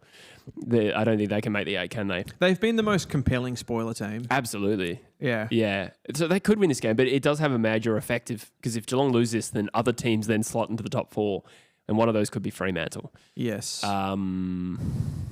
are we saying? I think this is tough. Do you know why Sydney are so tough? Because Isaac Heaney can do Isaac Heaney things. Yeah. Like he could rip them apart. Yes. Almost individually. He's done it a few times this year. Yeah. To various clubs. SCG, like... I'm trying to think of recent matches between these two teams, like typically, like actually at home, this ground. At this ground, because like, obviously the grand final in 22 is in my head. I can get it up. Just like form, because I don't know, I feel like Geelong potentially don't play well there, but I might be making that up when it comes to this here. What do we got? We've got head-to-head coming in here. What are people saying in the chat? This is the head-to-head at the Sydney Cricket Ground. Last year, Sydney won by 5 goals, and there was a draw in 2023. That one of them would have been the Buddy Franklin, like in recent years, the Buddy Franklin. Yeah, I reckon that was 22. 20. Yeah, it would have been. Yeah, because that was the year that they played in the premiership. Yeah. Yep. Yeah. Or the loss.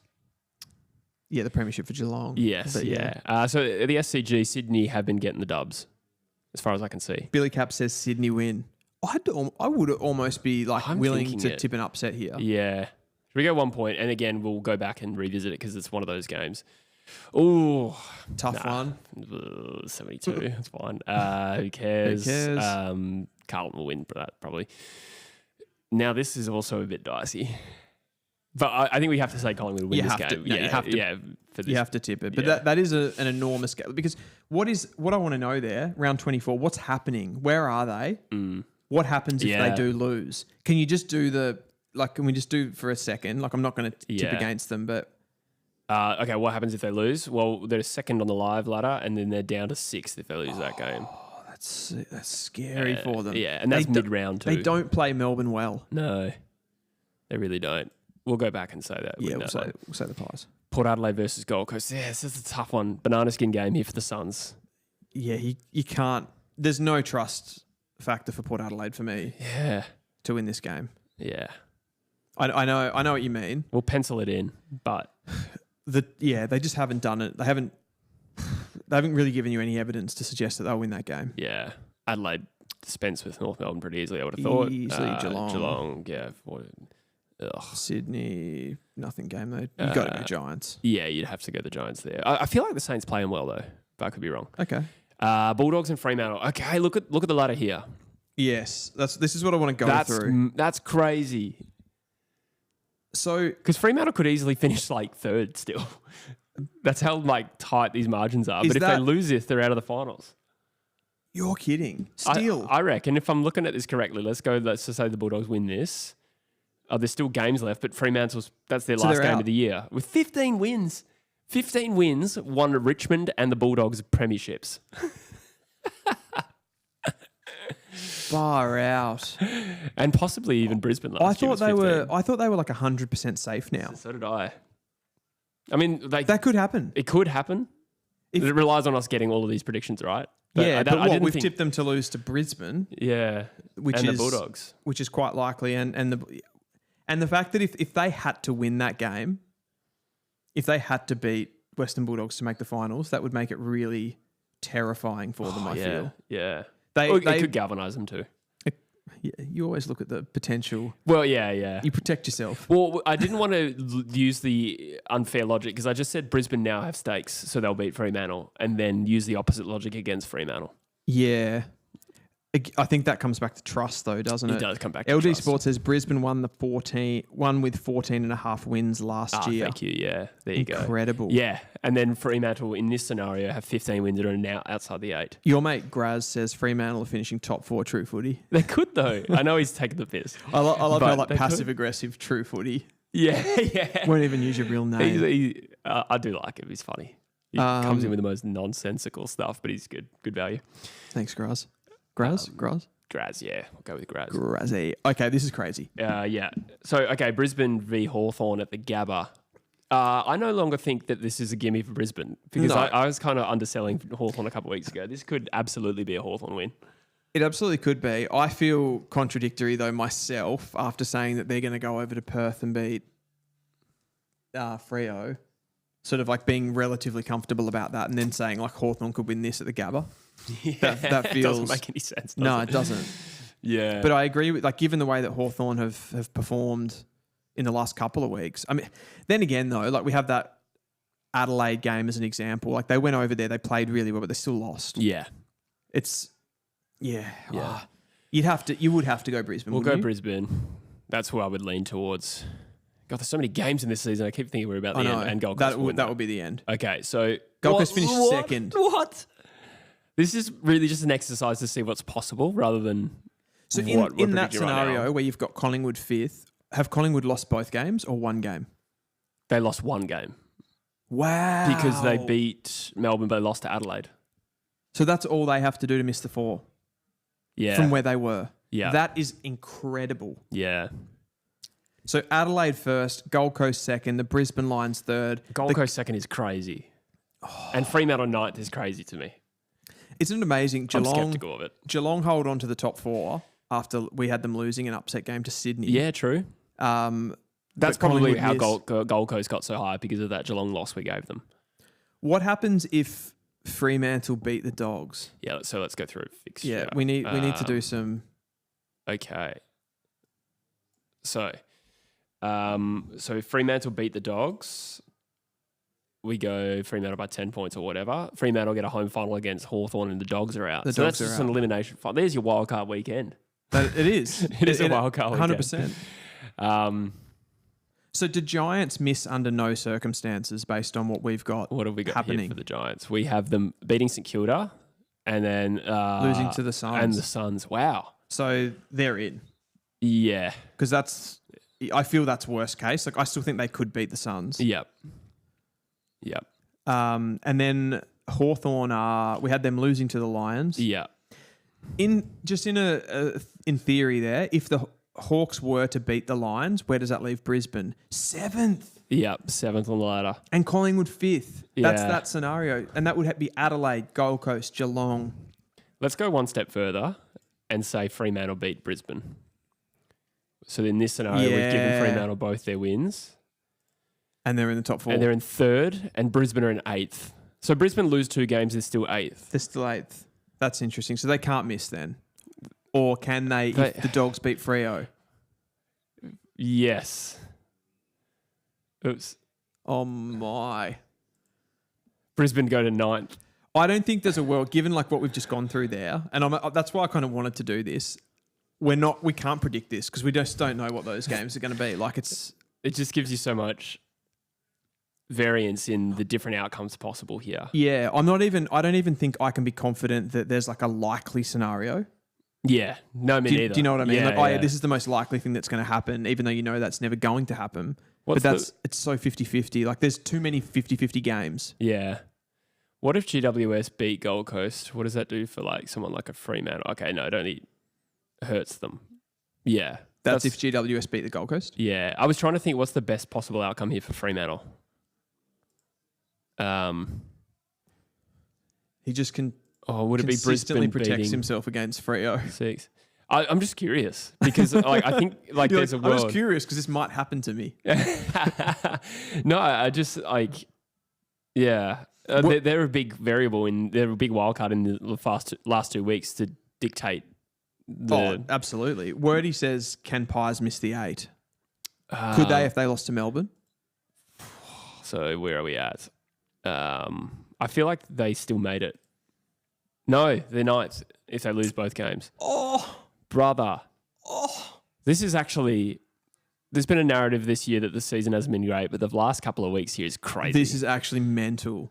I don't know. This couldn't be much better. I mean, obviously for the AFL, there's going to be a lot of dead rubbers. Yeah. Like a lot of games in between that, but there's some absolutely cracking finals-like games in this last couple of rounds. That's actually awesome. Someone else starts tonight with West Coast versus Adelaide. It starts tonight. It starts now, Jesse, with GWS versus North Melbourne. Yeah.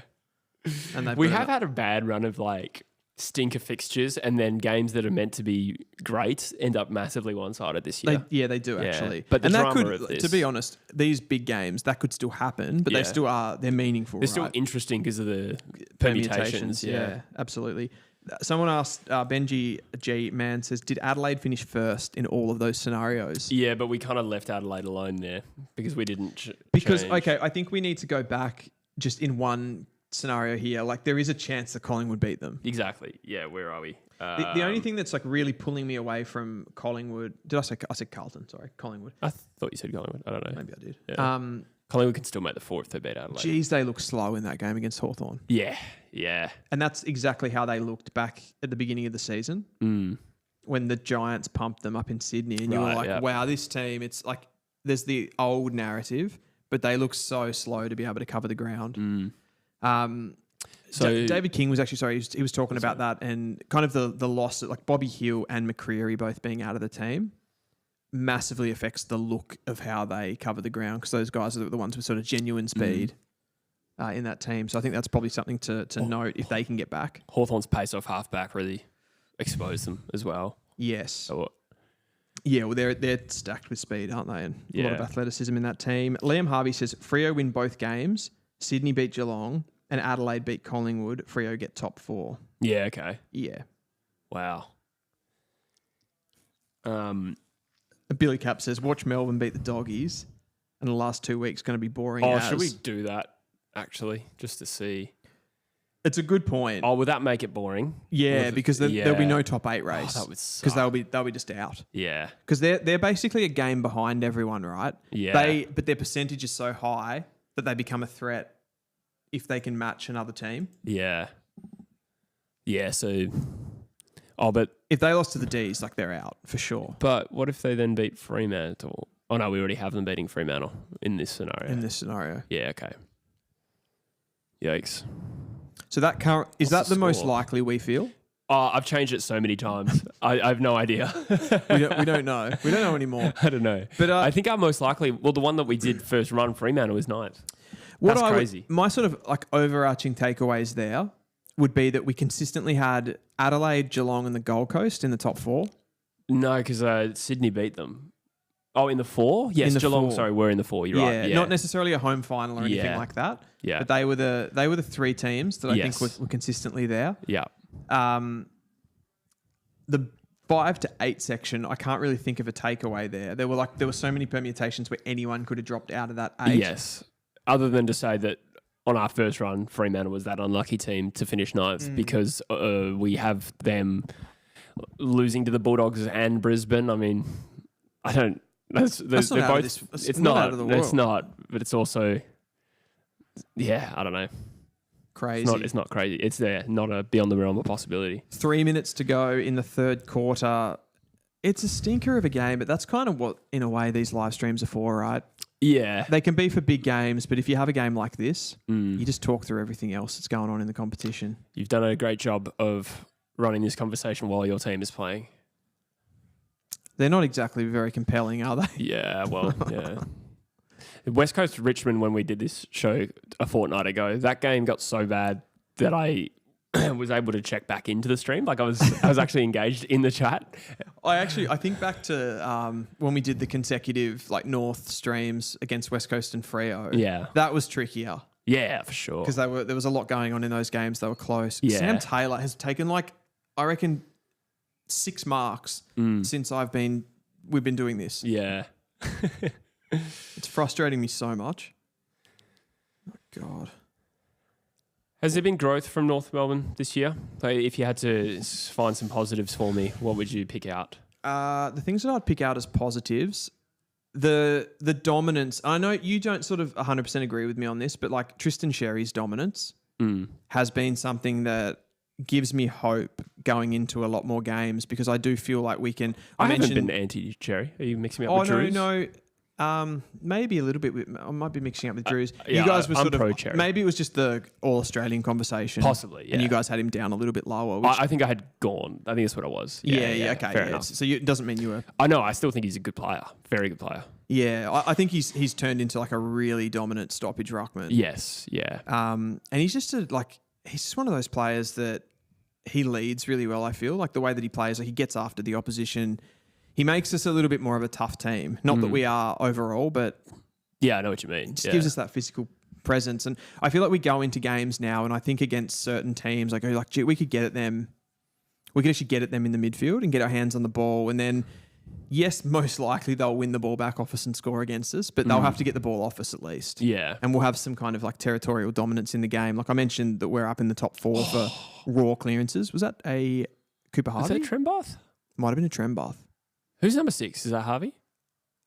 No, he's like 37. Who's 6 for you? I don't know numbers at all. Even at West Coast, I'm starting to get bad. Wardlaw's not 6, is he? Is he? It kind of looked like Wardlaw. Jeez, I'm bad with numbers. This is Trembath. Okay, that's good. Yeah, that was a great grab. Wardlaw's 6. Yeah, okay. Who kicked it, you mean? Yeah. Yeah, that was Wardlaw. Yeah. Yeah, Great absolutely. grab. Tell me about this Trembath kid. Where the hell did he come from? Eastern Rangers. Mid-season draftee or? Mid-season draftee Okay, this year. So it's funny. There was a lot of players that went in this year's mid-season draft. I think this is like something to note for looking at it in the future. Beautiful kick too. I 3 think there was goals. 3, 4, 5 guys in this mid-season draft. What a game.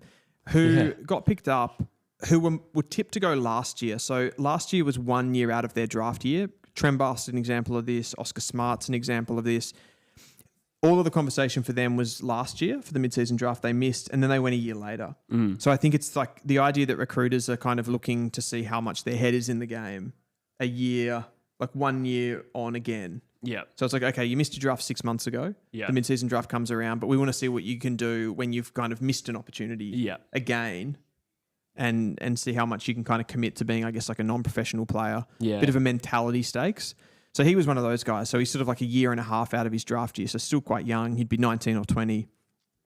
Just a really good, like a big-bodied sort of key defender. He's playing as a forward today, but definitely in his underage footy, he was known as an intercepting defender. Yeah. Someone that just reads the play really well. I wouldn't say he's like and maybe that's why they're trying him as a forward. He's not like a great user of the ball. Like he's not a great field kick, I would say, but he's got a really booming kick, so he can kind of get you up the ground a little bit. How tall is he? He'd be undersized. Yeah, okay. I reckon 190. So he wouldn't be like I'll double check that, but yeah, he wouldn't be like a 195 to 200 guy. Yeah. But played like for the Rangers last year. He was in that Rangers team with like Josh Smiley. Mm-hmm. They were pretty decent, and he was a pretty big part of that. He's been in the North VFL side, so they've obviously had their eyes on him. Yeah. See what he can do. There's Geordie Payne, who's in today as well. But yeah, Geordie Payne, he was one that did go straight from missing draft year, went in the next mid-season draft as pick 1. So they obviously saw him as a little bit more highly talented, I suppose. Yeah. 193 is Cooper. So Yeah. decent size. The only thing is with Cooper, when you compare him to other players in that height bracket, you probably would expect them to be slightly more mobile and more as like a running defender, like using Josh Weddle maybe as the example, where you're like you can play tall, but you can also run the ball out of defence as well. I don't think he's got the athleticism to do that. Yeah, fair. But that's why he's a mid-season draftee and not a top 20 pick in the national, I guess. Yeah, that's right. Yeah. Yeah, great debut though. Yeah, it's awesome performance. Back onto North as far as takeaways. I Yep. think like that, getting the midfield into games properly, and that's what I talked about with maybe that's shown a few negatives in players like LDU and Sheasel, where they've actually had to we've been in control of games from the midfield, so they've had bigger moments to deal with, and I think maybe at times they haven't, particularly LDU. I think the emergence of Finn O'Sullivan's been something that's kind of going under the radar a little bit. There's been so many top line players from that draft that are doing well, like Reed and Ashcroft, that Finn's just had low disposal counts, but he's been so impactful and so calm on the ball.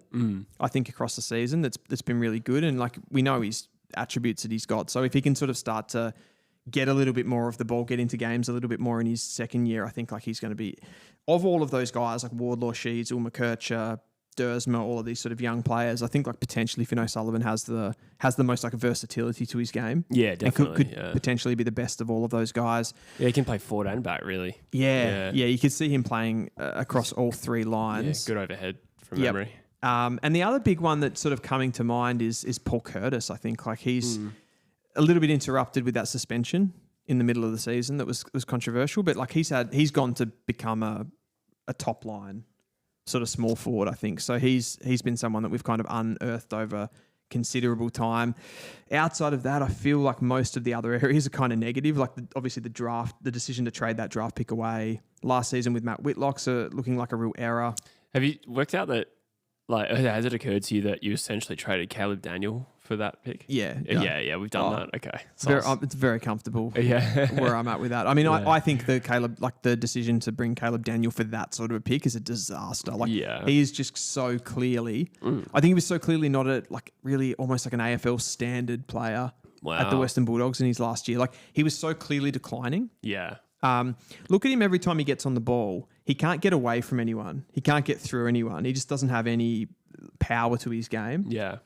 He's just a footballer from another era, I feel. Fair enough, yeah. So he just hasn't given us anything. He's been the worst, clearly, of those three ins. I think potentially you could put, you could assign to all of those three that we brought in, Parker, Darling and Daniel, that they've brought some sort of leadership to the team, I guess, and that's what's helped that midfield.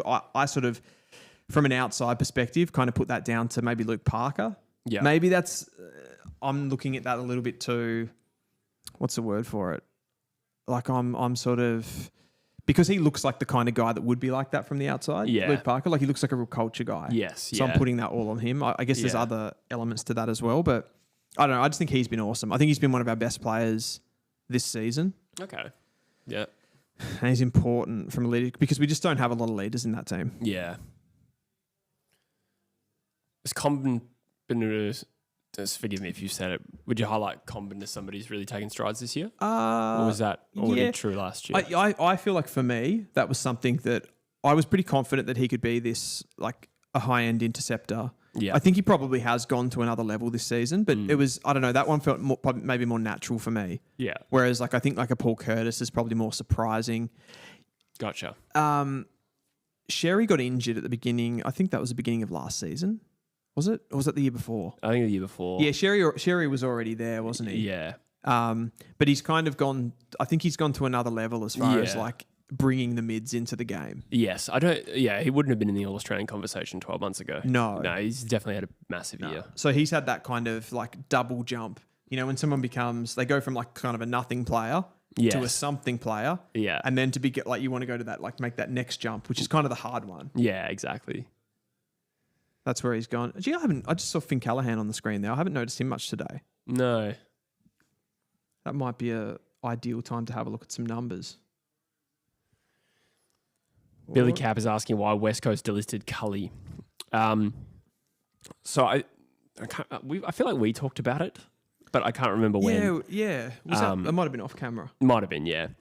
Look, I think Cully has some really high-level AFL traits, but the mix of the attributes that he has means he might be left without a position at AFL level because he is a good waffle-level midfielder in the sense that he can find the footy as a midfielder and extract it, and he's got a great kick and he's good overhead, but he's probably too slow to crack it as a full-time midfielder, and that probably also will hold him back from being a third tall forward. He's about 193 centimetres. Yeah. He has some forward ability, but I just think the lack of athleticism is why they see his potential as a bit capped, is my guess. Absolutely. And there are situations in football where a player isn't suited to one situation at one club and can still come into another team and play a role and do okay. Yeah. And I think like that's potentially what we'll see here. We're going off one game that he's played at Melbourne, right? Yeah. And he hasn't been able to get into that team. And it was against West Coast. Yeah, exactly. He's come in, like he's been in a poor team in Melbourne this season. He hasn't been able to get into the team the entire year. And now he's got in for one game against West Coast. He's done really well, fair play. Yeah. And he might be able to find a role there. But gee, there's been a lot of hysteria around that. Yeah. From West Coast fans. Like this isn't one of those, like, you know, Nick Martin to Essendon, SSP. That's a mistake from West Coast. Yeah, he got injured with us though. That's the excuse we fall back on, and I'm gonna die on this hill. Yeah, I personally don't really like that as an excuse. Like if you were drafting a player, why would you not pick them up because they were injured? I suppose in an SSP situation. Yeah, so he trained with us and got injured at West Coast, and but then if you contract. if you did see his level and you thought he was really good, you'd want to get him on the books, right? Yeah. So there was still an opportunity for them. So I think that's a miss. Yeah, that's fair. On some level. That's fair. I guess it's just not true that he, trained with us fully and we ignored him and he turned out to be a star. It was just a bit unlucky, but at the end of the day, Essendon took the punt and we didn't. So yeah.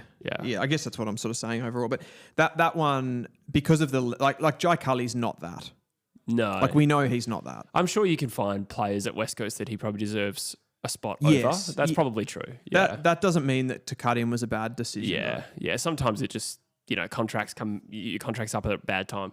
Yeah, sometimes that's the way footy goes. Yeah, absolutely. They've got to make calls. Yeah. So I don't think that's one. Benji says, interestingly, Jai Cully is Melbourne's highest rated player on the ground right now in their game against the Dogs. Wow. That was like me just before you started speaking. I was like, gee, I haven't seen much of Finn Callaghan. I went and checked the numbers and he's got the most touches and he's kicked a goal. Yeah, we've been a little bit in and out of the game. Jeez, okay. The Dogs just got a goal, but it's 7 points in the other game. Ooh. Yeah, this would be a disaster for the Western Bulldogs. Like such dominance over those bottom teams if they were to slip up here. Yeah. Or I think Cully would get a game at West Coast. There's no doubt about that. I think it's more like 3 years down the track. Probably not. Yeah. For sure. And he's one of those. He's a hard one to judge because when he plays lower level football, I do remember saying this I think on our last stream, but he's a guy that clearly stands out above lower level football. And then when he gets to AFL level, you just go, what's the role for him? And that is the question. You touched on it then. What would you say is his perfect role? I think he's a natural midfielder. He just doesn't, have the athleticism to play at that level, at the AFL level. I think he just gets run off too easily. Yeah. Are you talking speed? Yeah. What did I say? Athleticism? Yeah. Okay, I just meant speed specifically is what I'm referring to because he is a pretty good athlete in other senses. Yep. I think at Melbourne, without really following what he's been doing there, I'd say a fair amount of time forward as well. Okay. So maybe that third tall hybrid forward. Like a Bailey Humphrey type? Yeah, but without the tricks. That's what I mean. Yeah. And I reckon that's the thing. I don't think you can draft that player. We've had that running conversation. Like Cam Rayner kind of fits into this as well. Much as he's not a guy that is consistent across a season, he's got the quality to play that role. Yeah. And it's harder to find. Teams will try to do it with someone like a Jai Cully, but they're ultimately not good enough. Yeah. I think that's sort of where I sit with that. Yeah. And I don't... Yeah. I would criticise West Coast for a lot of decision-making that they've done over the last 5 years, but I don't think that's anywhere near one of them. No. He is talented. It's just not the right blend of attributes. Yeah. I think the pace will stop him. Could he be a great intercept defender? Well, I'm sure he could, sort of plug holes and take a lot of intercept grabs, but I think the lack of pace, once again, would make that a hard permanent role for him. To put him behind the ball? Yeah. Excuse me. Yeah, that's an interesting... But also, he's not a good kick, is he? He's pretty good. Is he? I'd give him that credit, yeah. I wouldn't say elite, but I'd say he's a good ball user. There's a real penetration to his kicking. But what about would you say that in that sense he's maybe more of a Petrarca type kick? Because I would say Petrarca's sort of in that mold where there's like a lot of penetration, but like I guess like 30-meter range targets. Say compared to if you put Nick Dacos sort of upper end of that, like Callahan, Richards, like there's a lot of control with their kicking. Yeah.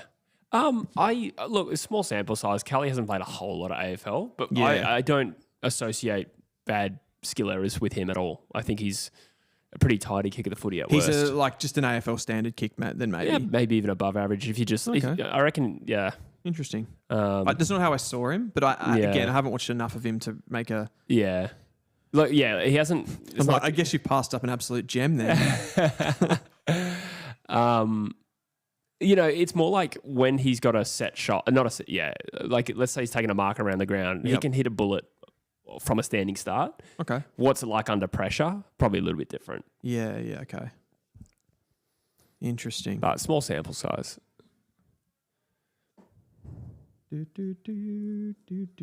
This game. Oh, we've kicked a few goals here. Yes, it's actually been a really good start to the quarter. Yeah. Back to 6 inside 50s to nothing. 33 points. Yeah, wow. Yeah, that's actually very, very respectable. I don't mind that. Yeah. I didn't say that, Brandon. What did Brandon say? Jai handles the ball really well and penetrates deeply. Woody's in the chat. I told you that in confidence. Wooden Spoon. Welcome, mate. Woody. How'd you go at the Saints game yesterday, mate? Let us know. Trembath looking all right so far. He certainly is. It's always hard, when like a player from like the mid-season draft comes in. I reckon it's very variable of how they can come in sometimes and have an impact in game one. But that kind of, I don't know, that first like 5 weeks, you need like a block. Right. There's a lot of guys that come in and sort of have a performance where you're like, oh, look, we've unearthed somebody. Yeah. I reckon there's a lot of guys in the Essendon team like that, like McMahon and Archer May and these sorts of players. Yeah. It'll be interesting to see how many of those like end up in the team long term. Cully actually did have a really good start for us as well. I remember. When I think about it, yeah. I feel like you guys actually have had a lot of players like that. Like I remember the mature age Greg Clark. Yeah. Came in and had like 30 on debut.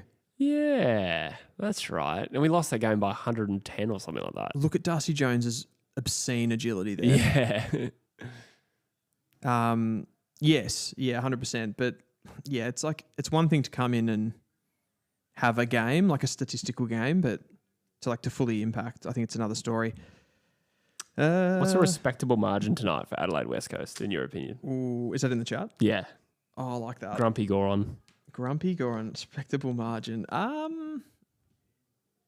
mean, these questions are difficult because I think it ultimately comes down to how you play. I reckon. It does. Do you know what I reckon would be really respectable for West Coast? If at quarter time, or should I say half time? At half time, you're within 20 points. That would be enormous. Yeah. That would be huge. No, that would be that would be more than respectable. Yeah. We actually did that against them in Adelaide.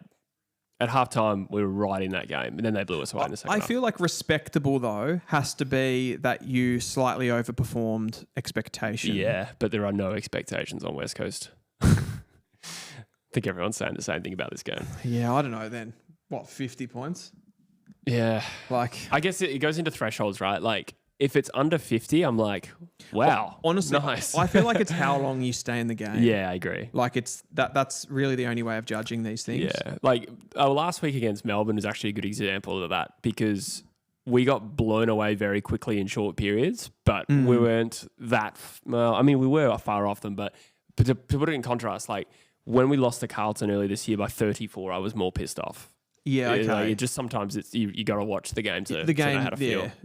Play every game on its merits sort of thing as far as watching it. We were more pathetic against Carlton, if I'm honest. I think the disaster would be, it's like, you're down 20 goals. I was going to say like 7 goals down at quarter time. You know what I mean? Like it's like 7 goals to none at quarter time. Yeah, I mean, that's so possible. I don't know. It's like that would be just so deflating. Yeah. And then I feel like if it's that game, even if then you stem the flow, I think it's like this is a shit performance still. True, yeah. Because like you've taken any jeopardy out of the game. Yes. And that's why I feel like the starts are really important and how long you can keep the scoreboard pressure slightly on the opposition and make them actually play you. Yes.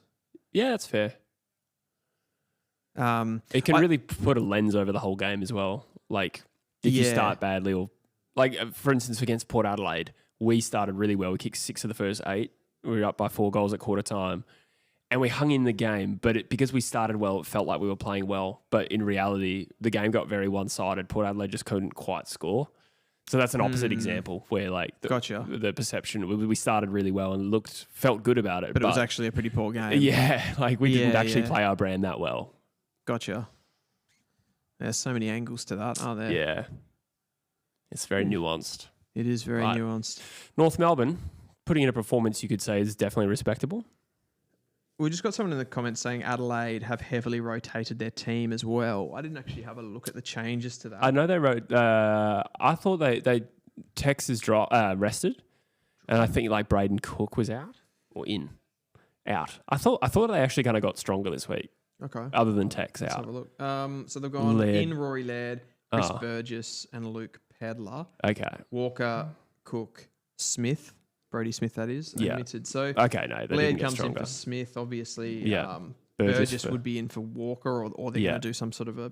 Because Burgess is normal. Oh, no, Burgess is a forward. Yeah. Yeah. And Pedler for Cook. For Cook, yeah. Walker's the kind of guy, though, that would kick like 10 goals against you guys. He kicked 19 on us, I think. Over 2 games. In the same year. Brody Smith dropped. Grumpy Goron says, we're usually a shite against Carlton, to be fair, Jesse. We are. I don't know what that is. Just rancid. Yeah. I feel like Carlton over their successful couple of years making finals copped North and West Coast like an obscene amount of times across like that 3-year period. Like I felt like every time they'd go on a bit of a downward mark, here's a couple of like... here's Richmond, West Coast, and North Melbourne in a row for you. Yeah. And just like unlosable games. Yeah. Because that's true. Well, they started 0-4 this year and then that happened. Exactly. And they've got one of those makeups. We talked about the sort of like the spine type part of the team, like good key forwards and stuff like that, and a really strong kind of like inside midfield group. Yeah. They kill us. Yeah. Same. Those sorts of teams. Like we can't deal with their forwards. Yeah. We can't deal with their big-bodied midfielders and their forwards, but I think it starts with the midfield. North are more competitive against a team like Collingwood, generally speaking, than we are with like a Carlton. Yeah. Actually, even though we pumped them this year, but like... Yeah. Yes, historically. Yeah. I mean, we played better against Collingwood this year, but again, small sample size. Yeah. I just feel... it's the same conversation in a way that we're having with like the Dogs and Adelaide. Not that I think those teams are particularly imbalanced, although Western Bulldogs, I think their defence is quite weak overall. But yeah, it's like if their midfield smashes us, like if we play the Dogs and their midfield smashes us and they've got Sam Darcy and Aaron Norton, it's a disaster. Yes, totally. Oh, it's next week.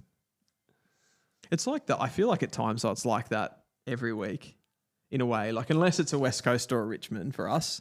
I feel like it's a bit like that. I do agree, but I think the two teams that strike the most fear into me as to how bad can this lot get, Adelaide and the Bulldogs. And then immediately after that, we got the team that kicked 200 points against us 2 years ago. We got Sydney. Oh, yeah. So, like, for us... Gross. We're kind of flagging to end the season. Like, we're, lost momentum. It's been weeks since we had really positive signs. Yep. To cop those 3 in a row. Oh, God. Icky. I mean, even last week for us, like we played the same. Oh, Cadman. Jeez, you asked me before, like, what are the positives for North? I'll give you some negatives. Griffin Logue. He's really been that bad. He's pretty well adored at Fremantle. Yeah, you said that actually. You said that if he was playing at Freo, they'd be trying to talk him up as like all Australian. No, he's terrible. He's a terrible player. Yeah, right. Wow. Actually, I think he did actually start to struggle at Fremantle. Let me know in the chat if I think he started well, had a good year in like 22 maybe, and then after that faded, then went to North. Was that pick 10 around that mark? Wasn't pick he? 6, I reckon. Pick 6. Okay, it's a bit higher than or 7, what maybe. I remembered. Yeah, he I don't know. Like, I reckon there's probably an element. I don't know his full history, but I reckon there's an element with Griffin Logue. His body looks kind of beaten up. Like he looks like he can't jump and lacks mobility. Yeah. Massively. So like, I don't know. He just like also looks like he doesn't care that much. I know that's a really fan thing to say. Like he just doesn't, he doesn't put in, but there's just like some efforts. It's like he sort of symbolises for North Melbourne when I say that they like don't protect goals enough and they don't care about being scored against. Like I feel like he's like that. He's just ambivalent to... Yeah. He was a big reach in that draft. Yeah. 2016. Like I remember him being talked about as top 25 and then suddenly Fremantle pick 6. But wasn't he like... He was like a basketball background guy, like pretty athletic. That was I sort can't of remember if it was basketball. It was definitely athletics or something like that. Like definitely athletic person. Yeah. He doesn't look athletic anymore. Yeah, interesting. So that's gone. Yeah. Is he like a rower or something? He might have been actually. Yeah. Yeah, there was something like that. Jeez. But yeah, no, there's not much going on there. I don't know if North fans agree with me on that particularly, but geez, like he's been frustrating. Lewis Tucker says, why do we always play our farewell games against the Crows at home? Pritis in 17, Kennedy in 22, Shuey, Hearn and Nick Nat in 23, weird. And now Gov and Sheed today. I don't know why, because none of those games, only one of those occasions it was the final game. Right. So Kennedy picked Adelaide to retire against with a few weeks to go. Then the Shuey, Nat Nui, Hearn was the final round. But this week... We have another home game after this, so I don't know why. Does that just mean that you play Adelaide at the end of the season a lot? It does, but it's not always the last round. So I don't know why it's always this game. We have Sydney in the final round. Away? No, in Perth. Oh, in Perth. Yeah. Why is it the final game then? It's a great question. I don't know why they're picking this game to send them off. Gotcha. They've painted the ground. I think the lines of the McGovern to Sheed play. They've drawn arrows across Optus Stadium, I think. I think they've done that. Oh, okay. So I'm a bit lost with that. So what is... they just paint like a circle. Oh, no, sorry. I'm a bit lost with the comment. As in, how is that being included as the final game? No, it's our farewell games. We like sending off McGovern and Sheed tonight. Oh, so they're just doing like a lap. Yeah. Oh, gotcha, but gotcha. it's the third time it's been Adelaide. And only one of these occasions has it actually been our last home game. So I don't know why it's just arbitrarily this week. You're just like, we want to do it against Adelaide. Yeah, I don't because we want to get pumped by 100. Yeah. Not that they would have done that to you every time, but I mean, interesting. Yeah, oh no, Kennedy kicked 8 in his last game. That was unreal. We didn't win, but it was close. Kennedy, what a player. I was in Berlin watching it. I was like, should I watch this Eagles game or go live my life in Europe? And I just chucked on and watched Kennedy. Put it on. What did you miss out on? Who cares? Kennedy kicked 8. It was unreal. It was actually such a good game. Did you go clubbing after that? No, I didn't. I was traveling by myself and I didn't like actually go out that much on that trip. Yeah, okay. I was very much a sightseeing. I just think Berlin, flat whites. Go straight to... I'll see you more of like a book in a cafe. Oh, on this trip I was. Yeah, okay. But yeah, in later trips I was more of a degenerate. Of course. Like Mike says, g'day lads. Projections on the Lions premiership defence this season. I feel as though other contenders are beginning to eclipse them, sadly. Won't win the flag from outside the top 4 again. So much depends on like how much travel that like finishing 5th entails. I mean, they did it last year. I suppose... I don't think you can simply say that they did it last year, so it's likely to happen again. It's still unlikely, isn't it? I just more meant like I'm not writing them off. No. Maybe I'm overplaying it, but like in previous years, I don't know, they're going to have to travel anyway. It only bodes well for them that I guess they could have a game against the Gold Coast Suns away. Is it fair just to outright say, without considering anything to do with draw and travel and all of that stuff, is it fair just to objectively say that Brisbane have the probably most talented, most balanced list in the AFL? Probably, yeah. Yeah. Because the other contenders are... Well, I mean, Adelaide's... it's early in their journey, so it's hard to That's why it's hard, though. Yeah. I agree with that. But they're a very balanced team. No, they are. They are. They're very well rounded. And I think everybody grossly underrated their defence. Yes, yeah.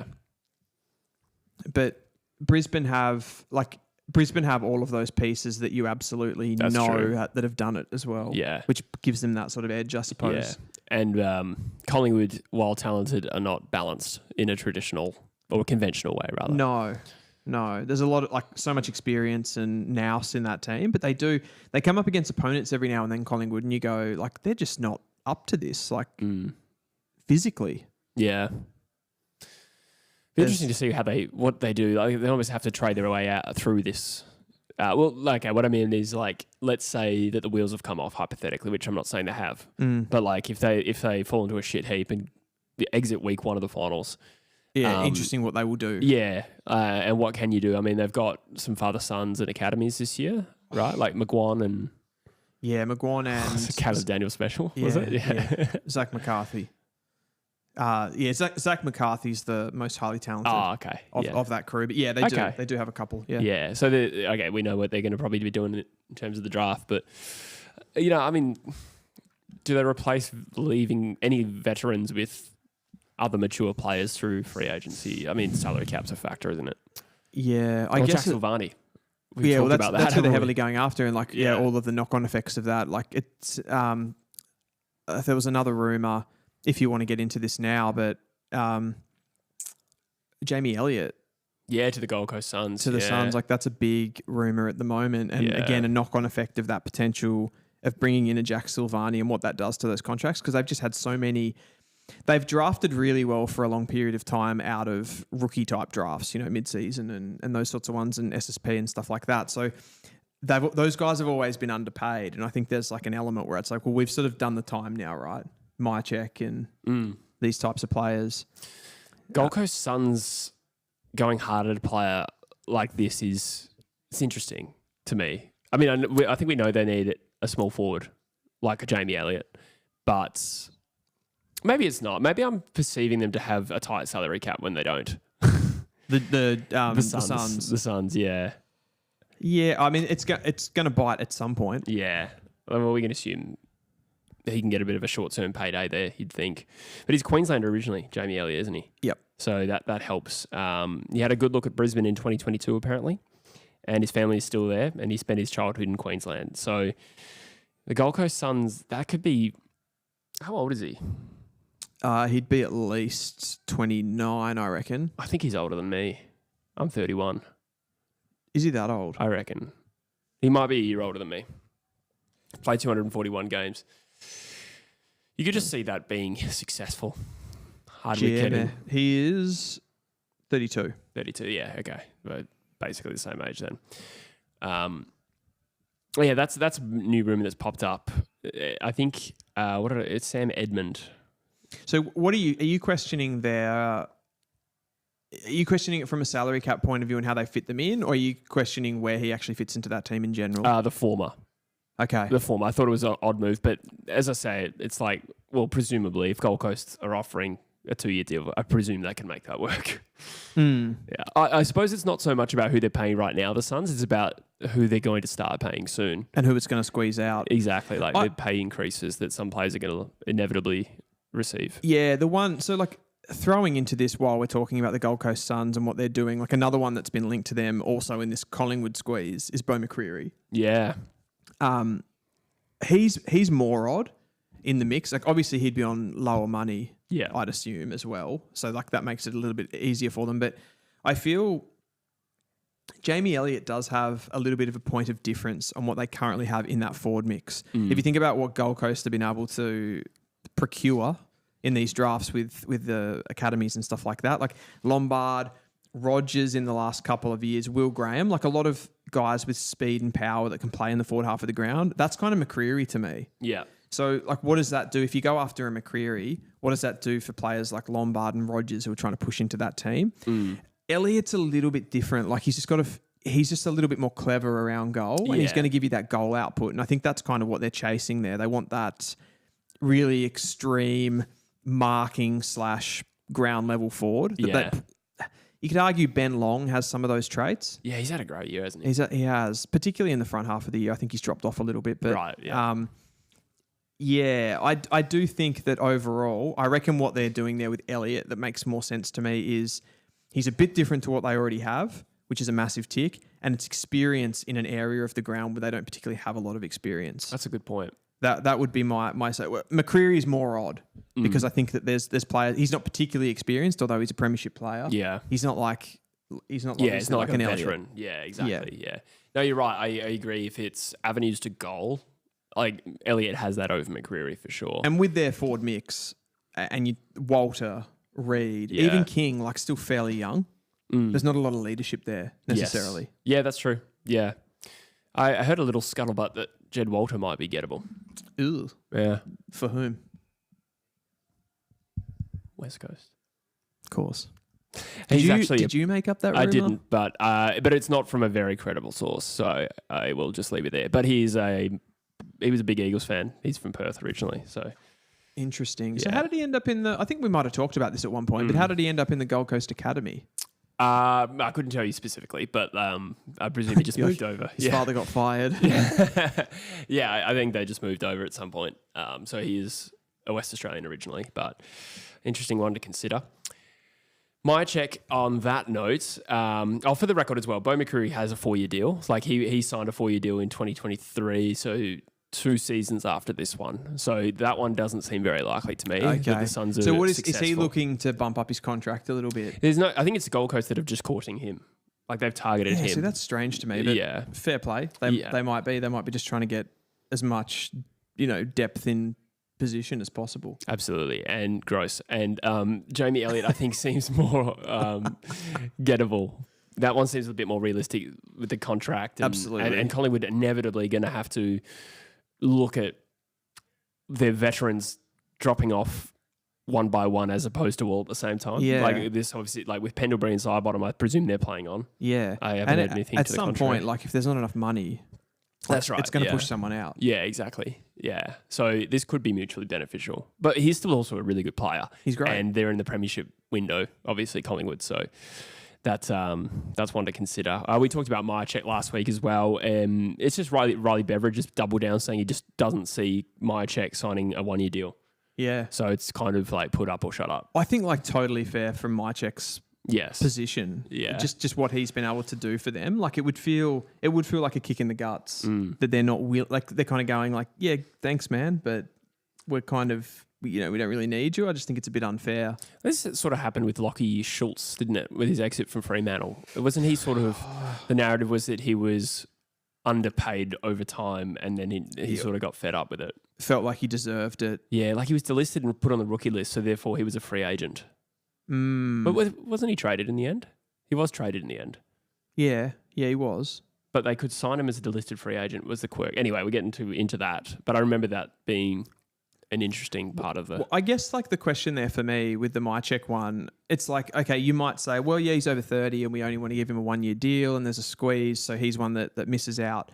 What are the potential knock-on effects of that as far as like, there's obviously the on-field performance that you lose by losing a player like Myercheck and the experience and those sorts of things, but like what the messaging, I guess, for like the rest of the team, does it communicate that you don't really value what someone's done in the past? Do you think that matters to players, or do you think it's like one of those business decisions where you sort of go like, well, It's a good question. I think that, with a connected Collingwood group that have been playing together for a while, like I feel like it could absolutely cause some disharmony. But then I also think we said the same thing about Adam Treloar when that whole thing blew up in 2019 and we thought, this is going to have a knock-on effect. And sure, they did have a disastrous season the next year, to be fair, but then they won a premiership not long after that. So it's fun. Yeah, it's funny. I feel like there is room to be ruthless. Yeah. I'm not against making ruthless decisions, but sometimes they feel unnecessary. Yeah, in this case, it probably does. Yeah. But, I mean, if there's a hypothetical situation where they lose Myercheck and Jamie Elliott, that is severely weaken their forward line. I think it's horrendous. There's a lot of goals, yeah. Yeah. I mean, there's nothing. They might keep them both. It's just, And I think if say, Elliott left, then I think Myercheck would probably get the offer he's wanting. Yeah. If that makes sense, to return him. Does he have a likely club, Myercheck? I can't remember. I think the Demons in Sydney were linked to him, but I don't and North, I think. No, that was Jake Lever, sorry. No, it was... yeah, that makes more sense. Yeah. Yep. But yeah, very, very preliminary. I don't think he's necessarily wanting to leave. It's just one thing that he might wriggle out. Sure. We had gone a couple of minutes there without a West Coast rumour. Would you like to get back to what we're really here to talk about? And I that's thought the it Eagles? started with Jed Walter Yeah, that was 2 minutes ago. and his dad. Yeah. No, just a quick one. Mitch Duncan to West Coast seems like it might actually take shape because I hadn't heard of it, but then he was asked about it. And he says the possibility of finishing his career at another club has been floated and he's been linked to a move to West Coast. And then he says, I don't think I'll be playing at Geelong. And that's pretty much on both terms. There's still a little bit to go this year and we'll see how it pans out.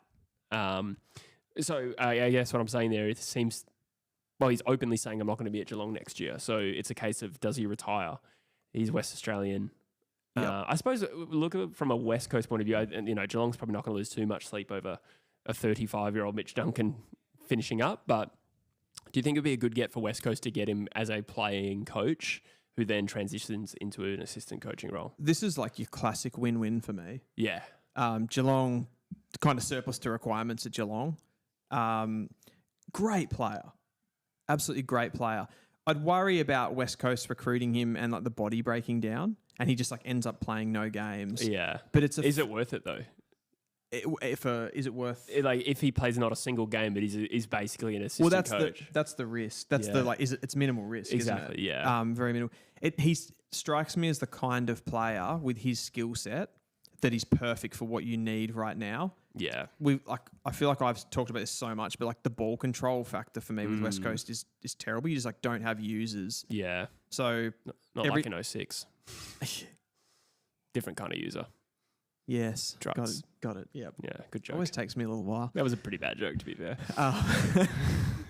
But you basically like you're one of those teams that like if you actually win it, which is unlikely, you'll lose it straight away anyway. So Mitch Duncan can help with that, I think. So and depressing. if you, yeah, like he's Zorko-esque. Finn,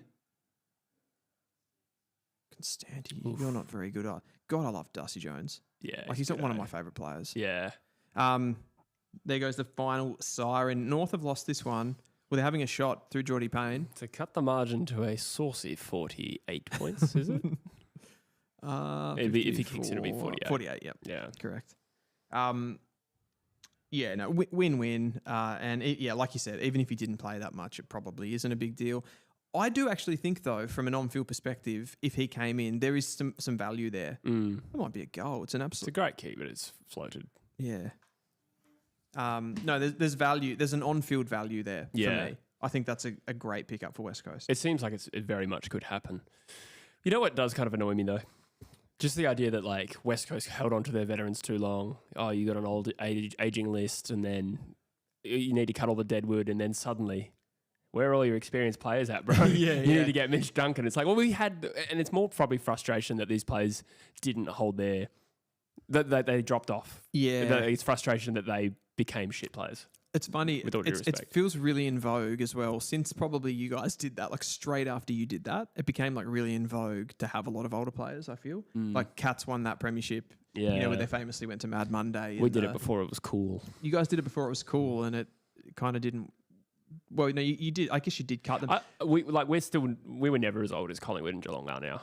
Yeah. Oh, maybe actually Geelong's dropped off in terms of age, but Collingwood is the oldest team ever. I know it's a really like throwaway line, but you know when they like people say like age is just a number, it sort of is. Like because all of these cases on specific players being old, it's so individualized. Like Scott Pendlebury being old doesn't matter. Yeah, it doesn't matter at the moment. Yeah, it might soon, but it doesn't at the moment. Yeah, it doesn't matter at the moment. Whereas I feel some of those guys at West Coast that were aging, it did matter. Yeah, no denying that. I think a lot of them dropped off before they should have. Like Dom Sheed went from reliable AFL midfielder to, not that. I think this conversation is a really good one around the Western Australian clubs and their veterans. Like you guys have brought that up and probably something that you've put on my radar as far as like just the longevity. Yeah, the travel burden and like that. I don't know. Did you mention that to me, like the west to east travel factor? What specifically about it? Just the fact Just that it being more like tolling. More, Oh, yeah, we did have this conversation. I think West Australian players, with the exception of a few, don't have long careers. Like very few hit 300. We spoke about that, and I think like that probably plays into this because like the first player that came into my mind then as well was Fife. Yeah. Of just somebody that... That's right. It's probably how we started talking about that topic, actually. Yeah, he just looks so tired. Yeah. I feel like previous generations of West Coast, like we started cutting up players at like 29, 30, like the Woosha era. I think Stengline, Wirapunda, sorry. I think they were like 29 when they got cut. Braun, probably the same. Yeah.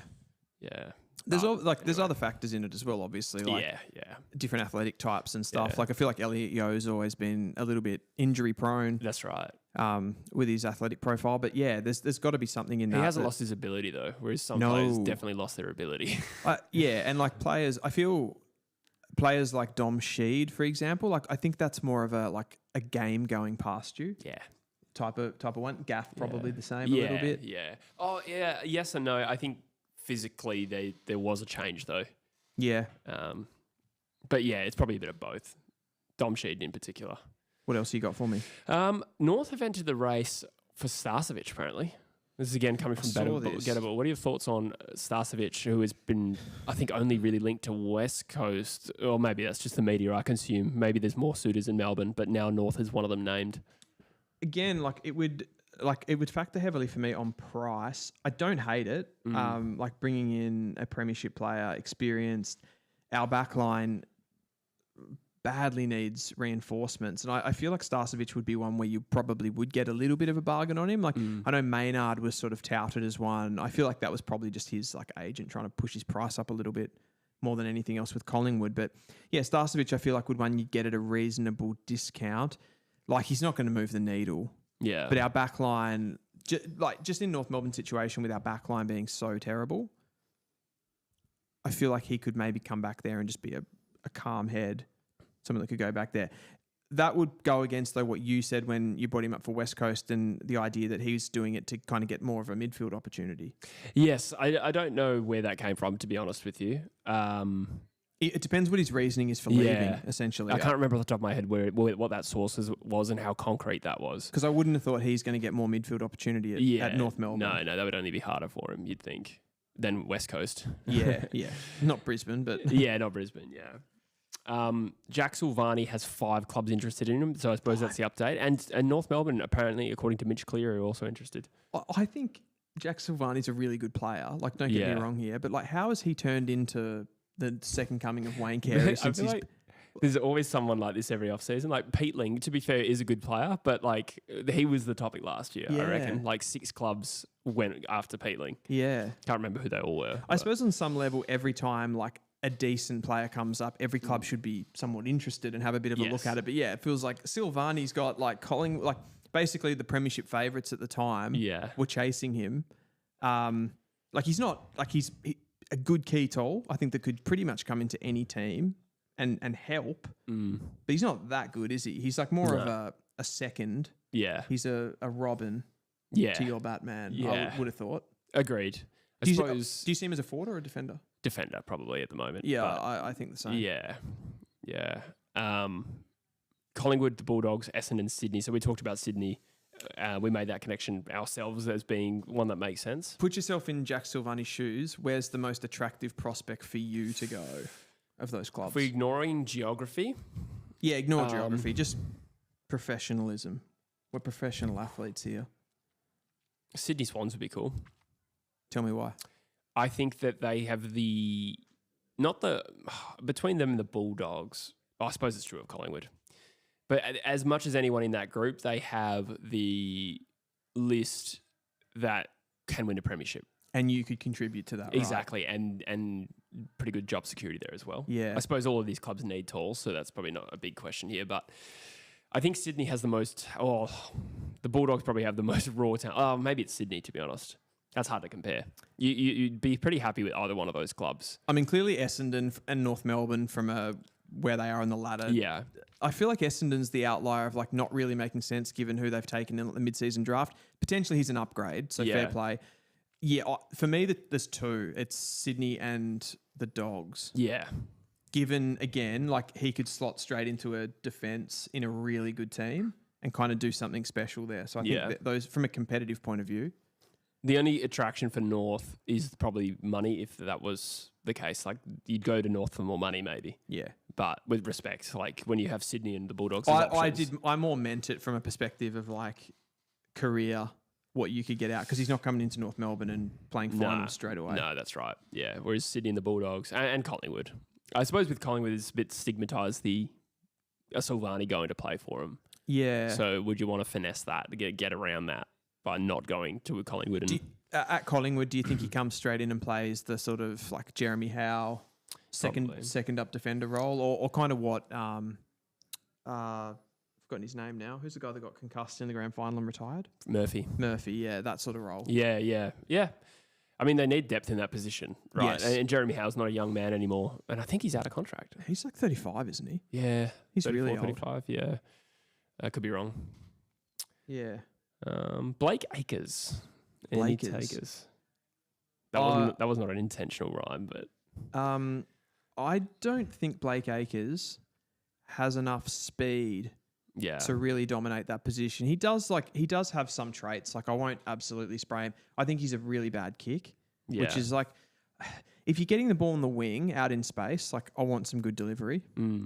Errol Goulden's the sort of prototypical one that I would see as like the best. But like, look what Ollie Dempsey does, and it's largely off the back of like pace. Dempsey's not a Goulden. Like, he's not surgically picking you apart by foot, but it's the athleticism that Acres is decent overhead and he's a good size. But I think he's like, for that position, he's like too bigger bodied and heavy. Doesn't move well enough and doesn't use the ball well enough. So, and then what other position are you going to play? Like, could he play as like an intercept defender? A bit of an undersized medium defender, maybe, but I don't know. Kicking would be still a concern there. Yeah, who wants him? So it's just that he's gettable, I think. I don't know. The article actually says another club will also need to be interested in him, but he's gettable. It's actually word for word what it says. So he's on the open market. I think it's one of those, Carlton obviously doing a bit of a stock take of where they're at, and one of those players that is considered gettable. He's moved around a lot. This would be his fourth club if he got traded. Yeah, I would have thought that I would suggest then that that's coming from Carlton. Yeah. And they're going, we don't really see this guy, but maybe somebody else might take him, like maybe in North Melbourne. They did it with Caleb Daniel. Yeah. They'll do it again with Blake Acres. Somebody that's like not good enough. I think the only club that would really, like, it makes sense for is West Coast.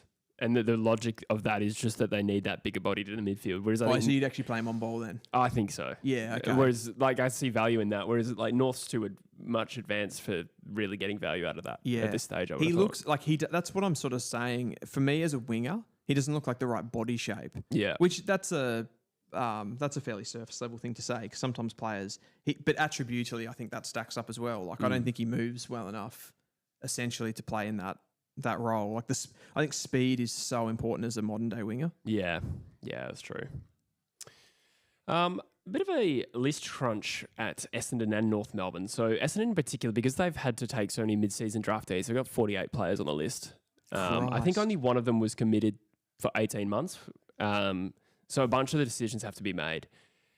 Any interest, or any player who is currently out of contract that you could see at another home? So Will Setterfield is probably the name. Yeah, I'm just going to bring up their list. It really, for me, with Essendon, it hinges on what they do in the draft. Yeah. Well, they could potentially have 3 first-round picks too.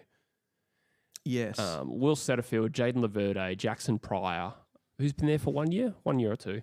Because I reckon there's going to be a knock-on effect for them as far as in that, because they're going to have those like stack selections in the top end, right? Yep.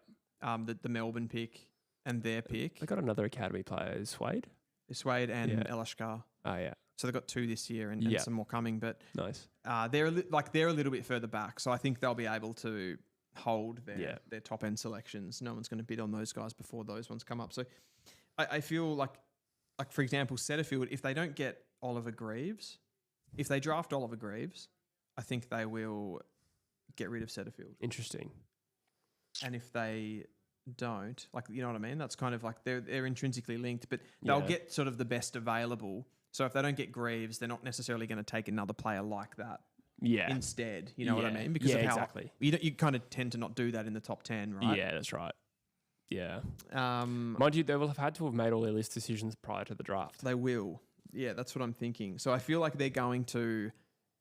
They'll be figuring... I think with a player like Setterfield, is he an option to trade? Is that just had a contract?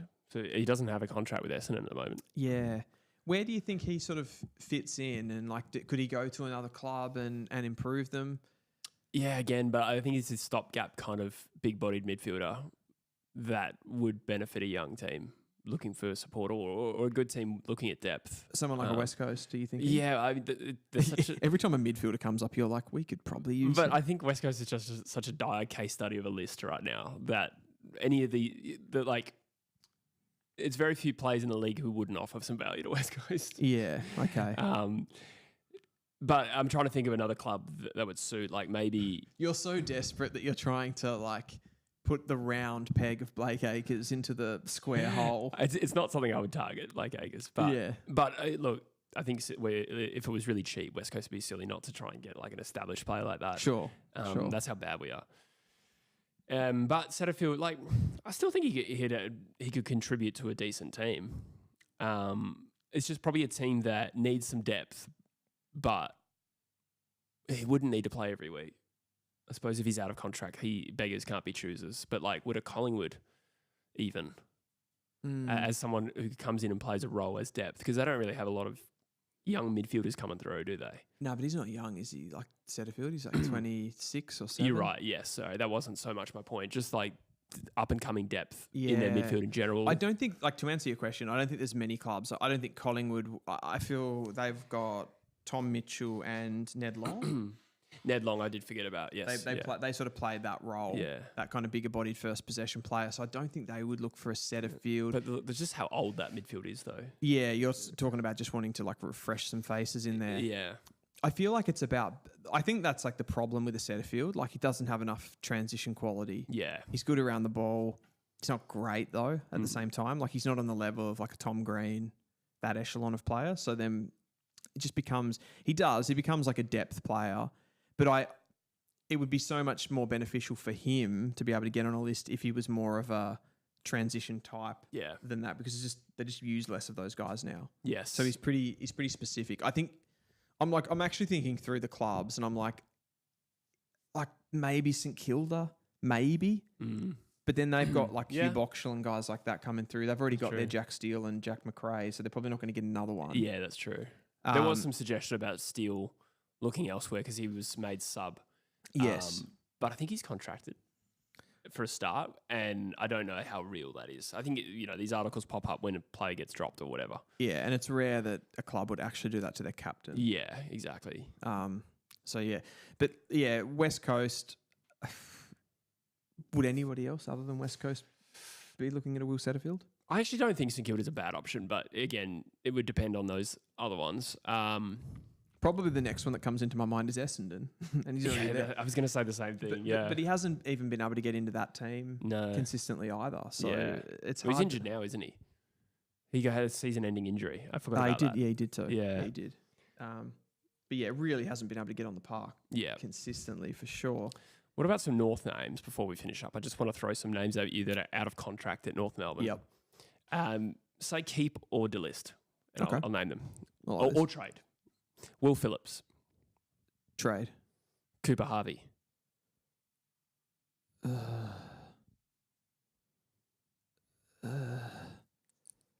Has he got any value? Keep. Yeah. I think you have to, which is the romantic notion of it. Bryn Teagle. Delist. Callum Coleman-Jones. Delist. Darcy Tucker. Delist. Wow. Eddie Ford. Keep. Yeah, I would have thought so. Finbar Maley. Keep. Callan Dawson. Keep. Miller Bergman. Trade. Would he have any value? Not sure, but I'll accept it as a suss the waters and see. Yeah. So how many did we cut there? So you kept... I was cutting early and then I was... Yeah. So you cut Phillips, you cut Teagle, Coleman-Jones, that's 3. Tucker's 4.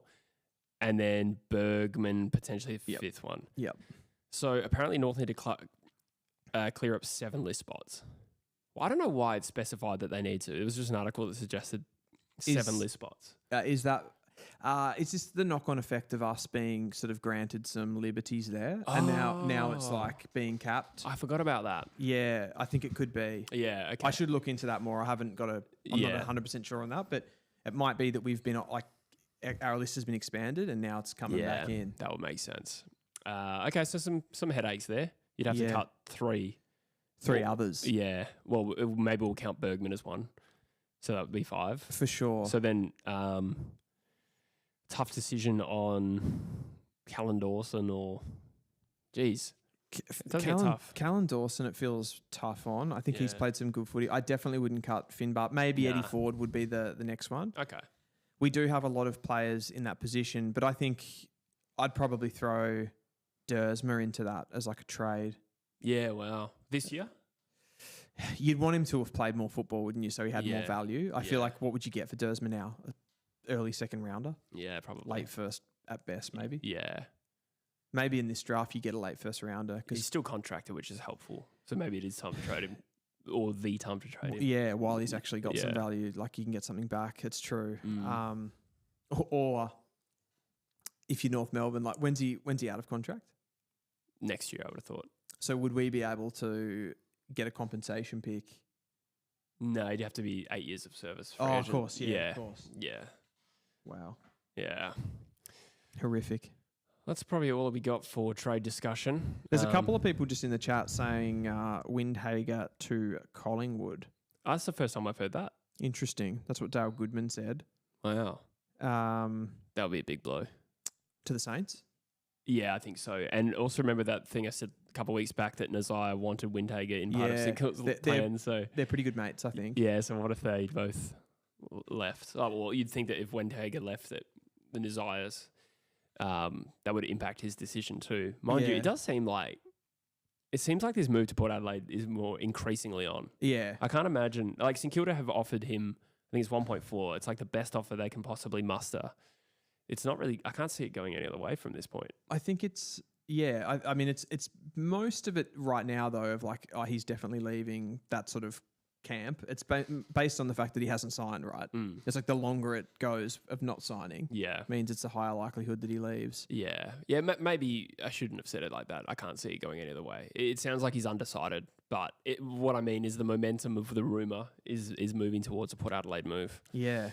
Well, you'd think if he was totally comfortable with staying right now, I feel like there is no greater time for him right now than to sign the contract because it's just like... It's only 2 years too that I think St Kilda have in front of him. Yeah, right. So it's not exactly a big life decision to stay for 2 years. Commitment-wise. Yeah, that's what I mean. Yeah.